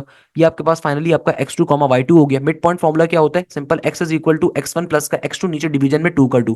और y के लिए क्या होगा, y के लिए होगा simple y is equal to y1 plus का y2 डिवाइडेड बाय 2। तो बेटा गौर से देखो भाई, जल्दी जल्दी सॉल्व करना है, इसमें कोई मुश्किल चीज नहीं है ना, क्योंकि x1 की वैल्यू क्या है 0 के बराबर, x2 की वैल्यू है 6 के बराबर, नीचे 2 का 2, तो 2 3 6 हो जाएगा। तो मेरे पास x की वैल्यू आ गई 3 के बराबर। y1 की वैल्यू क्या है, देखो बेटा y1 की वैल्यू -7 है, y2 की वैल्यू क्या है नेगेटिव का 11, नीचे डिवीजन में 2 का 2। 11 में 7 का इजाफा करोगे, क्योंकि नेगेटिव में दोनों टर्म्स है, तो नेगेटिव का 18 डिवाइडेड बाय 2, तो 2 9 इज 18। तो क्या बन गया, नेगेटिव का 9। तो यानी कि आपके पास जो बी कोऑर्डिनेट आ रहा है उसकी वैल्यू किसके बराबर है, ये बराबर है 3 कॉमा नेगेटिव के 9 के। अब आपको डिस्टेंस निकालना है, अब आप डिस्टेंस फॉर्मूला अप्लाई कर दो बैठ के, क्या मुश्किल है यार इसमें, डिस्टेंस फॉर्मूला कैसे अप्लाई करोगे, अंडर रूट के अंदर x2 माइनस x1, ये x2 है, ये आपका x1 है। मैं डायरेक्टली कर रहा हूँ, अगेन बेटा हम एप्टीट्यूड को सॉल्व कर रहे हैं, तो please pardon me on this particular thing, question lengthy है ना, क्वेश्चन जब लेंदी है तो आपको नॉर्मल वे में सॉल्व करना है। तो ये आपका जो सेकंड वाला पॉइंट है, इसके अंदर ये आपका x2 आ गया, ये आपका x1 आ गया, तो क्या बन जाएगा x2 minus x1, 3 minus minus plus का 5, और होल स्क्वायर का होल स्क्वायर, फिर आगे क्या है, आगे है प्लस का sign, y2 minus y1। y2 की वैल्यू देखो नेगेटिव का 9 है, y2 की वैल्यू क्या है नेगेटिव का 9, और y1 की वैल्यू है 6, होल स्क्वायर कर दो, 3 प्लस का 5 8, 8 का स्क्वायर तो 64 हो जाएगा, 5 प्लस का 3 8, 8 का स्क्वायर क्या हो गया 64। तो बेटा देखो सिंपल तरीके से नेगेटिव का 9 और नेगेटिव का 6 क्या हो जाएगा, नेगेटिव का 9 नेगेटिव का 6 ये हो गया नेगेटिव का 15, नेगेटिव के 15 का होल स्क्वायर किसके बराबर आ जाएगा, 225 के बराबर। अब अगर मैं 64 में 225 को ऐड करता हूं तो ये बन जाएगा 5 और 4, 5 और 4 9 का 9, 6 और 2 मेरे पास आ जाएगा सिंपल 8 का 8, और ये 2 का 2, तो ये बन जाएगा सिंपल रूट में 289। 289 किसका स्क्वायर होता है, 17 का स्क्वायर होता है, तो यानी कि मेरा करेक्ट आंसर किसके बराबर होगा, 17 यूनिट्स के बराबर होगा। So the correct answer should be option number A for Apple is the correct answer. इस तरीके से क्वेश्चन क्या हो जाएगा हमारा, फाइनली सॉल्व हो जाएगा। ये इस क्वेश्चन की सिंपल सी लॉजिक थी भाई, क्या मुश्किल बात है। देखो दिखने में मुश्किल लग रहा है क्योंकि इसमें काम थोड़ा ज्यादा है, कि आपको पहले पॉइंट ए के कोऑर्डिनेट्स निकालने हैं, वहां के लिए अलग कॉन्सेप्ट है, फिर पॉइंट बी के कोऑर्डिनेट्स निकालने हैं, वहां के लिए अलग कॉन्सेप्ट है, एंड देन फिर डिस्टेंस फॉर्मुला अप्लाई करना है, उसका अलग कॉन्सेप्ट है। तो यहाँ पे इस एक क्वेश्चन में 3 कॉन्सेप्ट पूछे हुए थे भाई। ये क्वेश्चन आज पेपर में आया, ये क्वेश्चन कल भी इनफैक्ट पेपर के अंदर आया था। तो भाई मल्टीपल टाइम्स देखो आ रहा है, coordinate geometry analytical geometry most important part है, सही है। नेक्स्ट क्वेश्चन में एग्जामिनर कह रहा है the length and coordinate of the mid point of a line joining -1,4 and -3,3। Again देखो भाई इसकी लॉजिक क्या है, एग्जामिनर आपसे क्या कह रहा है, एग्जामिनर आपसे बड़ी सिंपल सी बात कर रहा है। एग्जामिनर कहता है कि भैया तुम्हारे पास जो है ना, तुम्हें 2 काम करने हैं। एग्जामिनर कह रहा है सबसे पहले तो लेंथ निकालो और मिड पॉइंट निकालो। तुम्हारे पास एक लाइन मौजूद है, अगेन बेसिक क्वेश्चन है भाई, इस जैसा क्वेश्चन ऑलरेडी ऊपर कर चुके हैं, तो खाली मैं समझाऊंगा, सॉल्व आप खुद करेंगे। इस क्वेश्चन में एग्जामिनर कह रहे हैं तुम्हारे पास एक लाइन के ऊपर 2 पॉइंट आ रहे हैं, एक पॉइंट है -1, -4, दूसरा पॉइंट है -3, -2। एग्जामिनर आपसे कहता है कि भाई एक काम तो आपने ये करना है कि इनका मिड पॉइंट कैलकुलेट करना है। मिड पॉइंट कैलकुलेट करने का फॉर्मूला मैंने ऑलरेडी ऊपर लिखा हुआ है, सामने लिखा हुआ है, x is equal to x1 plus x2 divide by 2, y is equal to y1 plus y2 divide by 2। एक काम तो मिड पॉइंट करना है, और एक काम क्या करना है, इस पूरी लाइन का डिस्टेंस भी निकालना है। तो डिस्टेंस फॉर्मूला भी आपके सामने लिखा हुआ है, d is equal to x2 minus x1 का whole square plus y2 minus y1 का होल स्क्वायर अंडर रूट के अंदर। तो ये वाला क्वेश्चन खुद से सॉल्व करोगे, बेसिक क्वेश्चन है भाई, कोई मुश्किल चीज नहीं है इसके अंदर। सिंपल तरीके से इन दोनों चीजों को हमने यहाँ पे सिंप्लीफाई करना है, सॉल्व करना है। It's a this that's a concept here. अच्छा, नेक्स्ट क्वेश्चन में देखो हमारे पास जो नेक्स्ट क्वेश्चन आ रहा है ना, एनालिटिकल ज्योमेट्री के कोऑर्डिनेट ज्योमेट्री का बड़ा बेहतरीन कॉन्सेप्ट है। आज जब पेपर में आया तो मेजॉरिटी बच्चों ने, अक्सर बच्चों को तो याद ही नहीं था क्वेश्चन, मेजॉरिटी बच्चों ने कहा कि सर वो क्वेश्चन बड़ा डिफिकल्ट था, एक स्ट्रेट लाइन की बात करी हुई थी। तो भाई देखो क्वेश्चन क्या पूछा हुआ था, क्वेश्चन आया था straight line passes to the point -12, -13 and -2, -5 on this line there is a point whose abscissa is equal to 3, find the value of ordinate. अब देखो एग्जामिनर ने सारी बातें एक सिंगल लाइन के लिए करी हैं। तो भाई मेरे पास, यानी कि एग्जामिनर कह रहा है कि तुम्हारे पास पहले एक लाइन के ऊपर 2 एंड पॉइंट्स आ रहे हैं, एंड पॉइंट्स को हम डिनोट करते हैं किससे, x2 y1 x1 y1 से, सही है ना, x2 y2 और x1 y1 से। और फिर उसने कहा कि इस लाइन के ऊपर एक पॉइंट और भी है जिसका एब्सिसा यानी कि x बराबर है 3 के, तो बताइए y किसके बराबर होगा। अब काफी सारे बच्चे यहाँ पे कंफ्यूज होकर कि पता नहीं सॉल्व कैसे करना है। देखो जब इस सिंगल लाइन की बात हो रही है तो मैं एक सिंगल लाइन की इक्वेशन लेके चलता हूं, मुझे पता है एक नॉर्मल लाइन की इक्वेशन कैसे निकालते हैं, जिसके ऊपर 2 पॉइंट्स होते हैं, फॉर्मूला होता है y माइनस का y1 इक्वल टू के बाद यहाँ पे होता है मेरे पास y2 माइनस का y1, और नीचे डिवीजन के अंदर क्या होता है बेटा, x2 माइनस का x1, और आगे क्या आता है, आगे होता है सिंपल x माइनस का x1। तो ये मेरे पास फॉर्मूला होता है किसका, एक ऐसी लाइन का जिसका एक ऐसी लाइन का जिसके ऊपर 2 पॉइंट्स आ रहे हैं, उसकी इक्वेशन निकालने का। चूंकि आपको इस लाइन की क्वेश्चन के अंदर आपको एक और पॉइंट का जिक्र हुआ है जिस पॉइंट के जरिए हम लोग y की वैल्यू निकालेंगे, तो भाई इस x के अंदर अब x की वैल्यू 3 डालोगे तो जाहिर सी बात है y की वैल्यू आ जाएगी। बाकी सारी वैल्यूज तो क्वेश्चन में ऑलरेडी गिवन है, इसलिए मतलब सोचने की जरूरत ही कैसे पड़ रही है आपको यार कि भाई एग्जामिनर ने आपको कंफ्यूज क्यों कर दिया कि एग्जामिनर आपके जहन में था कि लाइन पैरेलल होगी या परपेंडिकुलर होगी तो सिंप्लीफाई करना होगा, मगर यहां पे एक सिंगल लाइन की बात हो रही है कि उस लाइन के ऊपर दो एंड पॉइंट आ रहे x1 y1 x2 y2 मिल गया। फिर आगे एग्जामिनर कह रहे हैं उस लाइन पे एक पॉइंट और आ रहा है जिसके अंदर से एब्सिसा बराबर है x, यानी कि x बराबर है 3 के, और y की वैल्यू निकालनी, तो भाई सिंपल आप इक्वेशन ऑफ लाइन का फॉर्मूला इस्तेमाल करो, सिंपल तरीके से सॉल्व हो जाएगा। तो भाई y की वैल्यू निकालनी, उसको एडिट रहने दूंगा। y1 किसके बराबर है, -13 के, तो यहां पे नेगेटिव नेगेटिव प्लस का 13 बन गया। y2 किसके बराबर है, y2 बराबर है मेरे पास सिंपल तरीके से y2 बराबर है मेरे पास नेगेटिव के 5 के माइनस का साइन, y1 बराबर है -13 के, तो अगेन नेगेटिव नेगेटिव प्लस का 13 हो जाएगा। x2 माइनस का x1, x2 बराबर है किसके बेटा, -2 के, और x1 बराबर है किसके, -12 के, तो जाहिर सी बात है नेगेटिव नेगेटिव ये क्या हो जाएगा, ये हो जाएगा मेरे पास पॉजिटिव का 12, क्योंकि देखो हमारे पास x2 की वैल्यू -2 है, x1 की वैल्यू -12 है, मगर माइनस का साइन फॉर्मूले का होता है तभी माइनस माइनस प्लस का 12 हो गया। आगे मेरे पास है x माइनस का x1, चूंकि क्वेश्चन में एब्सिसा की वैल्यू x की वैल्यू गिवन है 3 के बराबर, और आगे x1 इज बेसिकली 12, नेगेटिव का 12 तो नेगेटिव नेगेटिव प्लस का 12 हो गया। अब आप जरा इसको सिंप्लीफाई तो करवाओ ना, क्या बन गया, y प्लस का 13 नेगेटिव का 5 प्लस का 13, 13 में से अगर मैं 5 को माइनस करूंगा तो जाहिर सी बात है क्या बचेगा, 8 बचेगा। 13 में से अगर मैं 5 को माइनस करूंगा तो ऑब्वियसली 8 बचेगा, माइनस का 2 प्लस का 12, ऑब्वियसली सी बात है 10 बचेगा, 3 प्लस का 12 15, सिंप्लीफाई करवाऊंगा, 2 4 जार 8 होता है, 2 5 जार 10, ये 5 जो यहाँ पे डिवाइड हो रहा है, बल्कि एक काम कर लो डायरेक्टली सिंप्लीफाई कर लो, कैसे कि नीचे देखो 5 बन रहा है, 5 1 जार 5 एंड 5 3 जार इज 15, तो मेरे पास ये क्या बच गया, यहाँ पर आ गया सिंपल y प्लस का 13 और 4 3 जार क्या हो जाएगा 12 के बराबर, तो यानी कि मेरे पास सिंपल तरीके से प्लस का 13 जब वहां पर आएगा तो नेगेटिव का 13 बन जाएगा, प्लस का 13 जब दूसरी तरफ जाएगा तो नेगेटिव का 13 हो जाएगा, तो 12 में से अगर आप 13 को माइनस करोगे तो बेटा क्या वैल्यू आएगी, आपके पास y की वैल्यू आ जाएगी सिंपल तरीके से नेगेटिव के 1 के बराबर, तो y की वैल्यू क्या आएगी, नेगेटिव के 1 के बराबर, तो मेरा देखो एब्सिसा क्या था, मेरा एब्सिसा था 3 के बराबर, मेरा y आया -1 के बराबर, तो पॉइंट क्या बन गया 3, -1, तो करेक्ट आंसर होना चाहिए 3, -1 वाला ऑप्शन नंबर सी। क्या होगा, करेक्ट आंसर होगा हमारे पास यहाँ पे नेगेटिव का 1 होगा, 3, -1। भाई टाइपिंग की मिस्टेक्स को निगलेक्ट करिएगा, टाइपिस्ट ने जल्दी जल्दी टाइप करें तो जाहिर सी बात है it's a very normal thing कि उसमें गलती हो सकती है टाइपिंग के अंदर, परेशान होने की जरूरत नहीं है, तभी मैं आपको एक एक चीज खुद से सॉल्व करवा रहा हूँ। भाई मैं आपके सामने कोई सोल्यूशन रख के नहीं बैठता कि सोल्यूशन मैंने आपके सामने रख दिया सिर्फ उसको वर्डिंग से पढ़ दिया, नहीं, उससे कुछ समझाया नहीं जाता, मैं एक एक चीज आपको खुद से करके दिखाता हूँ ताकि आपको बात क्लियर हो सके कि भाई किस तरीके से क्या कॉन्सेप्ट करना है। तो टाइपिंग का क्या, टाइपिंग तो है भाई, है ना, असल चीज तो भाई लिख के आपको बता रहा हूँ सारी चीजें, तो परेशान होने की जरूरत नहीं है। सिंपल वे में क्वेश्चन क्या हो गया बेटा, सॉल्व हो गया, हमारे पास सिंपल वे में आंसर आ जाएगा, इस तरीके से हमारा ये क्वेश्चन क्या हो गया, फाइनली सॉल्व हो गया। That's the pattern of this particular question. कौन कहता है भाई मुश्किल है, बताओ आसान है कि नहीं आसान, आप बोलोगे सर ये क्वेश्चन तो बहुत आसान है, भाई आसान नहीं था, आसान बनाया गया है, दोनों में बहुत डिफरेंस होता है बेटा। नेक्स्ट क्वेश्चन में एग्जामिनर कह रहा है the angle between A is equal to 4i minus 2j plus 4k and B is equal to 3i minus 6j plus 2k, यानी कि आपको दो वेक्टर्स गिवन है। इस क्वेश्चन की लॉजिक क्या है, आपको दो वेक्टर्स गिवन है, दोनों वेक्टर्स के दरमियान का एंगल निकालना है। आपको एक मजे की बात बताऊं, अगर आज भी आप मेरे वेक्टर्स का लेक्चर नंबर 1 उठाओगे, डॉट प्रोडक्ट का मैंने एज इट इज ये क्वेश्चन करवाया हुआ होगा, क्यों, क्योंकि अल्हम्दुलिल्लाह भाई हमें पता है कि क्या चीज ज्यादा पेपर में आती है तो हम उसी चीज के ऊपर वो चीज लाजमी तौर पर अपने बच्चे को करवाते ही करवाते हैं। सो भाई इस क्वेश्चन की लॉजिक क्या है, इस क्वेश्चन की लॉजिक बड़ी सिंपल सी है कि इस क्वेश्चन में एग्जामिनर आपसे क्या कह रहे हैं, दो वेक्टर्स आ रहे हैं उनके दरमियान का एंगल बताना है।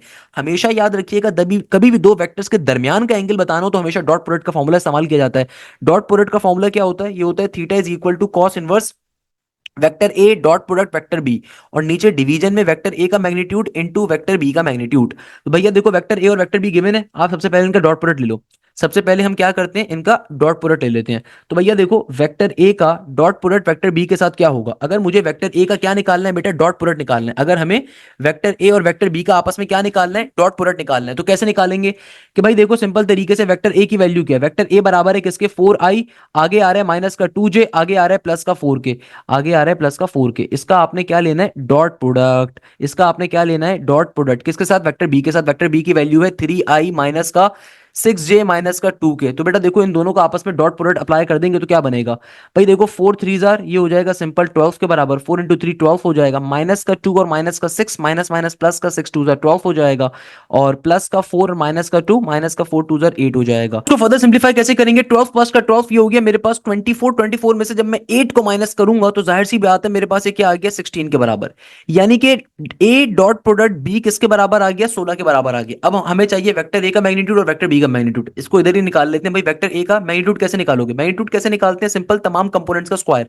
तो आई कंपोनेंट का स्क्वायर 4 का स्क्वायर बन गया, फिर प्लस का साइन नेगेटिव के 2 का स्क्वायर ले लोगे, फिर अगेन 4 का स्क्वायर। तो ये क्या बन जाएगा? 4 का स्क्वायर इज 16, 2 का square is 4 and then again 4 का स्क्वायर इज 16। सही है ना? तो क्या बन गया? 16 प्लस 16 32, 32 में अगर आप 4 का इजाफा करोगे तो ये मेरे पास आ जाएगा सिंपल अंडर रूट 36 के बराबर। रूट 36 क्या होता है भैया? सिंपल 6 का स्क्वायर यानी कि 36 आ जाएगा। सही है ना? सिमिलरली देखो, वेक्टर बी की वैल्यू कैसे निकालोगे? वेक्टर बी का मैग्नीट्यूड भी निकाल लोगे। तो बेटा कैसे निकालोगे? अगेन 3 का स्क्वायर इज 9, डायरेक्टली कर लेते हैं। नेगेटिव 6 का स्क्वायर इज प्लस का 36, क्योंकि नेगेटिव 6 का स्क्वायर लोगे तो स्क्वायर नेगेटिव साइन को वैसे ही खा जाएगा। नेगेटिव 2 का स्क्वायर इज 4, तो 36 प्लस का 4 40, 40 में 9 का इजाफा रूट 49, रूट 49 बराबर होता है किसके? 7 के। तो यानी कि देखो, वेक्टर ए का जो मैग्नीट्यूड है वो 6 के बराबर आ गया, वेक्टर बी का जो मैग्नीट्यूड है वो 7 के बराबर आ गया। अब अगर मुझे थीटा की वैल्यू चाहिए तो भाई थीटा की वैल्यू किसके बराबर आएगी? थीटा बराबर आएगा मेरे पास simple cos inverse vector A dot product vector B, यानी कि 16 का 16 आ गया। वेक्टर ए का मैग्नीट्यूड क्या है भाई? वेक्टर ए का जो मैग्नीट्यूड है वो बराबर है किसके? 6 के। वेक्टर बी का जो मैग्नीट्यूड आ रहा है वो किसके बराबर है? 7 के। इसको अगर मैं फर्दर सिंप्लीफाई कर दूं तो क्या बन जाएगा? ये हो जाएगा मेरे पास 2 3 इज 6 एंड 2 8 इज 16। तो ये किसके बराबर आ जाएगा? ये आ जाएगा सिंपल कॉस इनवर्स 8 का 8 ऊपर एडिट इज 7 3 इज 21। तो फाइनली मेरे पास मेरे क्वेश्चन का क्या आ गया? आंसर आ गया कॉस इनवर्स 8 डिवाइडेड बाय 21। यानी कि हमारे पास हमारा फाइनली आंसर किसके बराबर आ गया? कॉस इनवर्स 8 डिवाइडेड बाय 21 के बराबर। क्वेश्चन हमारा फाइनली सॉल्व हो गया। That's the logic here. क्या मुश्किल बात है इसके अंदर भाई? क्या मुश्किल चीज है इसके अंदर? मुझे बताओ ना भाई। ये तमाम चीजें मैंने अपने लेक्चर में पढ़ाई हुई, एक एक कॉन्सेप्ट मैंने लेक्चर के अंदर बच्चों को पढ़ाया हुआ है। जो आज क्वेश्चन आ रहे हैं, जो नस में जो भी क्वेश्चन आते हैं फास्ट में एनईडी के अंदर, एक एक चीज मैंने आपको बेटा पढ़ाई हुई है। Each and every concept is already clarified and cleared in my videos, in my live classes. तो भाई इसमें कोई मुश्किल चीज नहीं है, सिंपल वे में क्वेश्चन सॉल्व हो गया। अच्छा, नेक्स्ट क्वेश्चन जो हमारे पास आ रहा है, इसमें एग्जामिनर कहता है find the work done in moving an object along a vector r is equal to 3i plus 2j minus 5k if the applied force is f is equal to 2i minus j minus का k।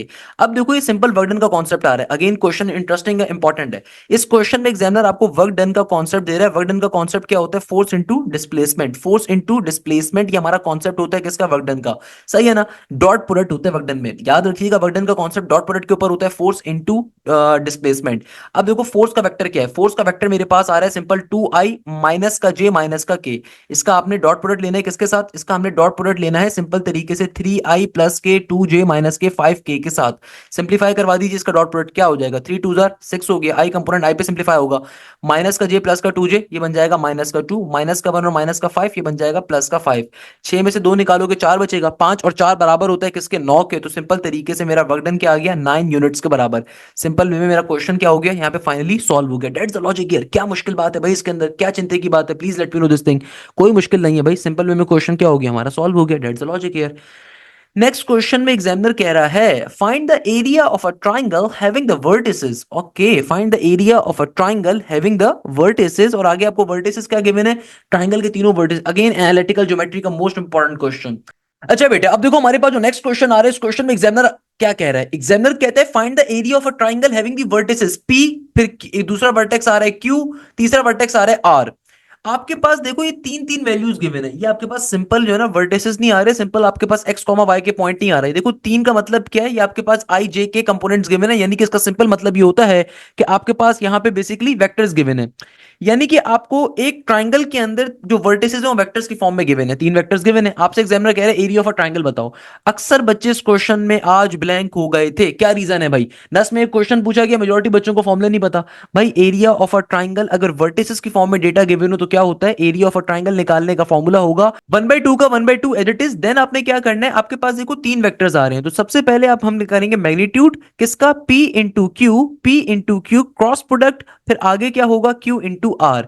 यानी कि देखो कभी भी दुनिया में अगर एक ट्राइंगल के तीनों vertices in terms of vectors given होते हैं तो हम सॉल्व कैसे करते हैं? एरिया ऑफ अ ट्राइंगल कैसे कैलकुलेट करते हैं कि पहले आप पी क्यू निकालोगे, फिर क्यू आर निकालोगे, फिर इन दोनों का क्रॉस प्रोडक्ट लोगे, देन उसका मैग्नीट्यूड लोगे, जो भी आंसर आएगा 2 पे डिवाइड करवाओगे, एरिया ऑफ अ ट्राइंगल आ जाएगा।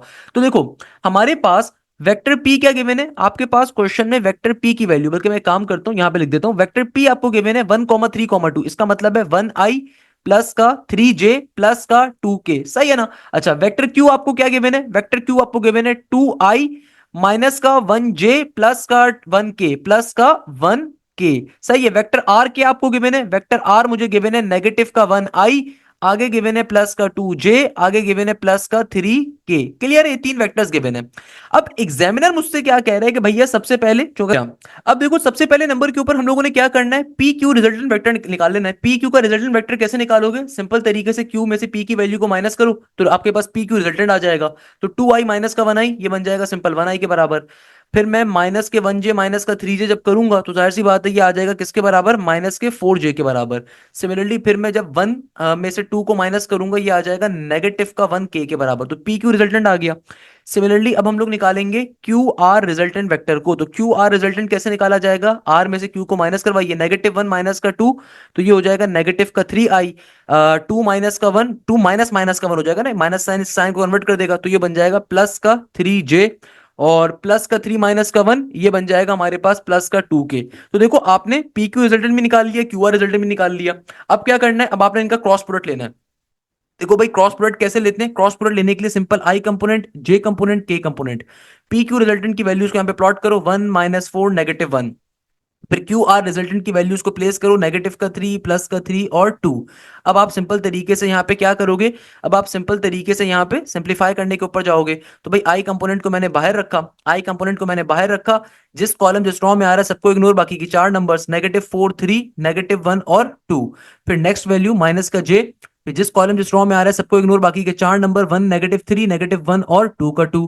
फिर प्लस का के एडिट इज, यहाँ पे आ जाएगा 1, -4 और -3 और 3। सही है ना। अब आप बैठ के इसको सिंप्लीफाई करवा लो जल्दी से। तो सिंप्लीफाई करवा लोगे तो मैं इसको फर्दर कैसे सिंप्लीफाई करवाएंगे, फर्दर सिंप्लीफिकेशन करवाने के लिए सिंपल नेगेटिव का 4 इंटू 2 नेगेटिव का 8, माइनस का साइन फॉर्मूले का 3 इंटू -1 नेगेटिव का 3, तो नेगेटिव नेगेटिव ये बन गया प्लस का 3।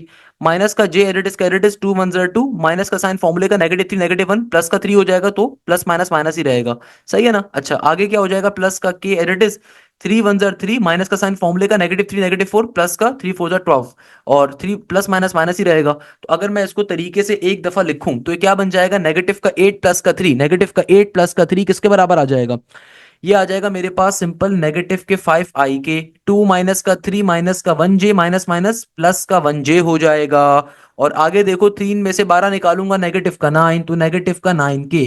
तो यानी कि मेरे पास finally resultant vector P Q का cross product resultant vector Q R के साथ इसके बराबर आ गया। अब हमें इसका मैग्नीट्यूड लेना है। तो मैग्नीट्यूड कैसे लेते हैं, सिंपल आई कंपोनेंट का स्क्वायर, नेगेटिव के 5 का स्क्वायर इज 25, सिंपल 1 का स्क्वायर 1 और नेगेटिव के 9 का स्क्वायर इज 81।